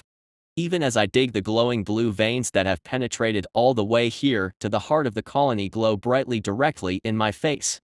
Towards these curling lines of light, to which I once felt such fascination, I now only feel dread. As I begin to remove the dirt, the lines fade and vanish on the soil that is no longer connected to the wall, as if it were part of a circuit that had been disconnected. When the mana fades away, the dirt looks perfectly ordinary, as if there had been nothing different about it before. "We should dig our tunnel here, Your Majesty," I turn and say to the queen. I use my antennae to indicate the angle we should dig. If we dig in this direction, we might be able to escape the worst of the wave. Get the workers to dump the dirt in the tunnel leading down from this chamber, if we can. Block monsters rising from deeper down, that would be an added bonus. Having said my piece, I take the clod of dirt in my mandibles and retreat to the lower tunnel in which we had battled the berserkers. If more monsters like them, or worse, were to attack during the wave, we would be in serious trouble. Even this long, spiraling tunnel has become filled with the mana veins. When the wave breaks, if Formo was correct, then this entire tunnel would start to spawn monsters. If we hadn't been forewarned, we would surely be wiped out. If I get a chance, I have to make sure I pay the Sophos back for their help. Returning to the queen's chamber, I'm shocked to see the queen herself digging away at the wall. A nervous swarm of workers is bustling around her, even climbing over her in their attempt to render assistance. I can also hear her gently encouraging the workforce with her soothing voice. "Come, little ones, let's dig a new tunnel here. Dig quickly, children." Although they cannot reply to her, the fervor of the workers to respond to her words clearly demonstrates their understanding. The workers are practically vibrating with eagerness, and it isn't long before a long chain of ants has been established, feverishly digging away at the wall with the queen's assistance, whilst others cart away the dirt and dump it in the tunnel below. Watching the furious pace the ants are working at, my heart eases a little in my chest. Perhaps we might be able to make it after all. They may not be the sharpest tools in the shed, but when it comes to work ethic, I can't imagine anyone being able to beat a colony of ants. I have to work just as hard. I'm so exhausted, my mind feels wrapped in a fog. I can't slow down. There is too much to do and only a little time in which to do it. I'll leave the digging to the colony for the time being. There are other things I can do to prepare for the upcoming struggle that the others can't. Emerging back into the first trap network, I find Tiny has settled himself down to sleep off his meal happily. This ape has gotten seriously larger lately. It won't be long before he reaches his full size at the pace he is going. Considering the amount of biomass he packed into himself today, I wouldn't be surprised if he wakes up another foot taller. Snoring softly, the little bat face seems to peaceful when asleep. It's a little difficult to associate this restful scene with the hooting battle-crazed gorilla I'd seen not long ago. I'll let him sleep. I'll be troubling him quite soon, better he gets rest whilst he can. Digging away a patch of soft earth, I reveal my treasures, the cores I'd saved. Looking down at the glittering, gem-like spheres, my heart slowly begins to burn with anticipation. If the Sophos can engineer such powerful pets, then why can't I? And if I can, then what could possibly stop us? Chapter 99: Experiments in Mechanics. My glittering prizes are spread across the tunnel floor, a collection of precious gems ready for my mental ministrations. Pushing away the fatigue I feel, I shake myself a little, slap my antennae on my face and begin to work. My antennae stretch forward and touch the first core as I activate my core mechanics skill. My mind is immediately flooded with information regarding the creature from which this core came. All of their basic stats and skills are laid out before me in a dazzling mental map. Rather than a solid menu, the values and ideas are communicated in pictures or colors. It's pretty disorienting, but I feel I'm gradually starting to get the hang of it. I prepare myself mentally for a moment and then push with my mind, catching hold of one of the stats and shifting some of its value to another stat. Doing so requires an immense effort. My mandibles are tightly clenched, as I feel a pounding headache coming on. With that done, I unwrap my thoughts around the change I made like concrete, holding the values down as it tries to slip away and change back, squirming like an eel in my mental hands. Stay put, damn it. Eventually the change that I'd made settles and grows still, no longer fighting against me, and I can slowly release my grip. My mind feels stiff and in pain, like hands that had been holding something down too tightly for too long. That was just one small change. It's insane how difficult this is. I can only comfort myself with the idea that as I level up the core mechanics skill, the burden might lessen, allowing me to progress more rapidly. By the gnarled staff of Gandalf, I'm so tired. Bah. A worker knows no such weariness. Push through, Anthony. I slump forward and bring my antennae to the same core once again, throwing my mind into the strange swirl of information contained inside. Gathering my will, I try again to exact the same change I made before, shifting a piece of toughness into might. This time it's even more difficult. The core resists my efforts to change it with even more vigor, stretching my mental resources to their limits. This would simply be impossible if I weren't a mind ant. I refuse to fail. You will be conquered by me, you stupid inanimate gemstone. HHRRNNNGGG. By supreme effort of will, I enforce the change I desire on the core and hold it in place as it writhes against my mental barriers. Eventually, finally, it stops resisting and I collapse to the floor in exhaustion.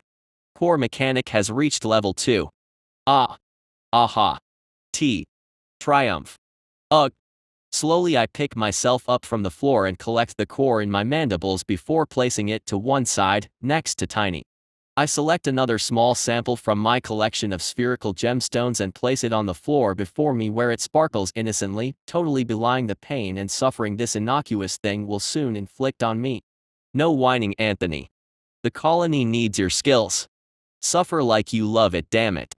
Stretching forward once more, I activate the core mechanics skill and bring the strength of my will to bear. A group in FF. Core mechanic has reached level 4. Victory! Snore. Bah. I'm awake. I snap out of torpor with a vigorous shake of my body, startled by my unexpected snooze. I managed to get through 6 more cores, making 2 adjustments to each before my core mechanic reached level 4 and I effectively passed out from exhaustion. That could have been dangerous. How long was out of it? Glancing around the tunnel, I can see that Tiny is still sleeping soundly, a small pile of 7 cores placed in the dirt next to him. Relieved to see my ape is still sleeping, I turn to the tunnel walls and attempt to judge how much time I've missed based on the change in brightness from the mana veins that have even managed to push their way into this tunnel network. The light radiating from those veins is probably half what it was before. Does that mean we are halfway to the start of the wave? Will the mana rush back immediately once the walls are completely dim, or will there be some time spent in darkness before the wave breaks? I'm frustrated, I just don't know enough. If I had just 10 more minutes with Formo, I could have learned so much more. No time to cry about spilt biomass. Even if I hadn't wanted to rest, my mind is feeling much refreshed. I still have a heap of unmodified cores here I need to push through to level 5 and advance the skill. Determinedly I grasp another core in my mandibles and bring it to a clear patch of tunnel floor before activating the skill and continuing my work. First core done. Second core done. Third core done. Ooh boy. Need a breather. Fourth core done. Core mechanic has reached level 5, upgrade available. Thank Gandalf. Holy moly, that is tiring. The improving skill level has surely helped, but the task of modifying the cores is still intensely draining. It's like trying to hold a cube of water in shape with your hands. Eagerly I jump into the menu to check out the new skill. Core Mechanic minus Core Engineer. This skill allows the user to exercise finer control when making adjustments and reveals a deeper layer of information with the core to be manipulated. Cores may also be fused. Booyah in a TT. This is the first step on the long road that the Sophos have walked, manipulating monster cores to create invincible monsters. Eagerly I grasp another core and activate the Core Engineer skill. Once again that dizzying rush of information invades my mind, but the knowledge is even more dense this time. Beneath the surface details there is now a deeper layer. As soon as I identify it, I let my mind sink down to it, ready to flex my new skills. Even more details are now accessible here. Behavior, evolution paths and advancement choices, all can be adjusted. The Core Engineer skill not only allows the user to adjust the stats and skills of a monster but also its evolutionary path. This must be the secret to how Formo and his kind are able to custom design such fearsome beasts to meet their needs. They can take a base monster and then customize it for the present, as well as shape its evolution well into the future. This helps explain how it takes so long for them to grow their monsters. The Sophos probably begin with a low-level monster, possibly one that hasn't evolved in the first place, then begin to shape and direct it over multiple evolutions. They probably have directions and paths that they have worked out over hundreds of years of trial and error, like recipes, allowing them to produce exactly the monster to suit their needs. Fearsome. I'm still a long way from that level. The other side of this skill is just as important. Core fusion? Allowing me to combine cores. In order to test my thoughts and exercise the hidden instincts the skill has implanted in my mind, I take 2 small cores that I have yet to tamper with and place on antennae on each before activating the skill. Immediately the dazzling information of 2 cores is slammed into my mind at the same time, nearly stunning me insensible with the sheer volume of data. Pushing the mental strain to one side, I follow the half-realized pathways that were forged in my brain as I learnt the skill and begin to draw the 2 cores together. They resist each other. Furiously. Like magnets of opposite poles, the 2 cores fiercely resist my efforts, pushing at each other, trying to shove each other away. In the implacable grip of my will they have no choice, however. In times like this I'm thankful that ants don't sweat because I would dripping buckets.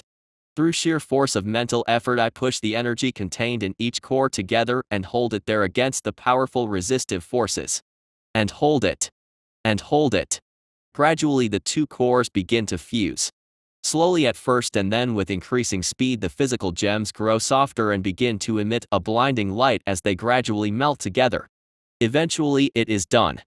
The 2 small cores no longer exist and in their place is a slightly larger one. Tiredly I activate the Core Engineer skill on the new core and shudder at the tangled mess of data I find with there now. Yuck. Core Engineer has reached level 2.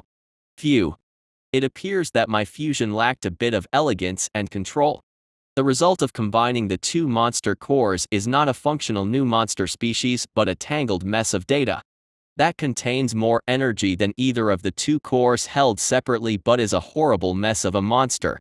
If I were to actually reconstitute this core, then the monster created may not even be able to functionally live and immediately pass away. Not a pleasant fate. Chapter 100 Concerning Tiny. With my core mechanics skill successfully advanced and my first test of core fusion complete, it is time to move on to the next phase of my preparations. I have already collected a small pile of cores that I have modified twice next to where my ape friend lies snoring soundly. Formo indicated to me that there are a number of skills that relate to pets, which is the term the Sophos, and perhaps others in this world, use to refer to monsters that have been reconstituted from cores. I honestly can't remember finding any such skills when I was last browsing the list, but then, I wasn't looking for them. With some skill points up my sleeve, I want to take another look and see if I can find something that will help me harness the strength of Tiny to battle the upcoming wave. Opening the skill menu with a few practice thoughts, I begin flipping through it, looking for anything that touches on the word pet. Naturally, armed with this new information, I manage to find a ton of skills related to pets. Running through the list, I can see skills that make it easier to handle a larger number of pets, skills to help raise the pets more quickly. That must be referring the time and biomass required to grow the monster back to full size, skills that allow you to monitor the pet stats, even a skill to accelerate the leveling speed of your pets. So many. No wonder the Sophos were able to utilize their engineering skills to survive so long living in this place with their weak physiques. By engineering such fearsome monsters and then controlling them with all of these skills, they would be a fearsome opponent indeed. Most of these skills don't seem that appealing to me, however. I don't really want a massive army of pets. It seems fairly redundant since I'm already surrounded by hundreds of monsters. Rather than that, a small number of strong pets seems more desirable. Allies that can protect me and the colony until it can better protect itself. I didn't really mean to take any steps down this pet path. Reconstituting Tiny was an accident to begin with, but since I've had him, I've found myself growing fond of the big lug. I had to raise him after all, from a little chimp back into the mighty gorilla he has now become. Since I've got him, I'm going to make sure that he becomes the best ape he can be. Instead, the skill that catches my eye is this one. Pet communication establishes a mental link between pet and master. Increasing levels in the skill will improve the clarity of the link and the distance at which it can be utilized. If I can speak more effectively with Tiny, then he will become a lot more helpful, able to receive a few instructions rather than just running off and fighting everything he can see. Learn this skill. When I approve the skill point expenditure with Gandalf, the now familiar trickling feeling shivers through my mind. Whilst I'm at it, I also check out the advanced version of Exoskeleton Defense, since that skill has reached level 5 and can now be upgraded. Exoskeleton Defense, Advanced Exoskeleton Defense, improves the ability to utilize the nature of an external skeleton to fend off physical damage. I'll take that as well. With a few skill points spent, it's time to commit to the next phase. Wake up, Tiny. I try to use our newly established mental link to communicate with my sleeping ape friend. A small presence in my mind pushes back like a petulant child. I don't think he wants to wake up. Wake up, you ape. We have some stuff to do. Once again, that presence in my head seems to roll over and wave me away, the mental equivalent of pulling a pillow over your head. Going to be like that, eh? Eyes narrow, I pick up a core and approach my drowsing companion. Bam. Bam. Bam. Get up. Get up. With each word, I smash down the core in my mandibles on his head. Ignore me, will you? It isn't long before Tiny has responded to my affectionate request to wake and is sitting against the tunnel wall staring at me reproachfully and rubbing his head. Tired. A deep, sullen voice echoes in my mind suddenly. The voice of Tiny. The skill is working well. We've got stuff to do, buddy. A big day for you in particular. Tiny looks at me blankly before his eyelids slowly start to droop down. Bam. Ow, WW. Take this core and use it. Impatiently, I drop the core in front of him. Trying to sleep in front of me again. I mean, really. Tiny looks down at the core and then back to me. I can sense the bubbling confusion in his mind as he ponders over what it is I want him to do. Use the core to reinforce your own. Core. Yes. Core. That thing there on the ground. This. Yes. Core. Yes. Don't know how. Arg. Not the first time. I lament that Tiny seriously struggles with a limited mental capacity. To put it bluntly, this ape is dumb. Strong, but dumb as a stump. Last time I had to belt him over the head with the core until he fused with it instinctively. Looks like I might have to repeat the process. With an evil glint in my eye, I retrieve the core from the ground and slowly approach my nervous ape pet. Will you absorb the core, Tiny? Absorb. Bam. Absorb it, damn it. Bam. Ow. Bam. Thwack. Ah. Different sound. Quickly checking my mandibles, I see that the core I'd painstakingly modified twice has vanished. Thank goodness. A pat Tiny on his sore head with my antennae. Good job. You did it. Did it? Yes. You absorbed the core. It's gone. See. OHHH.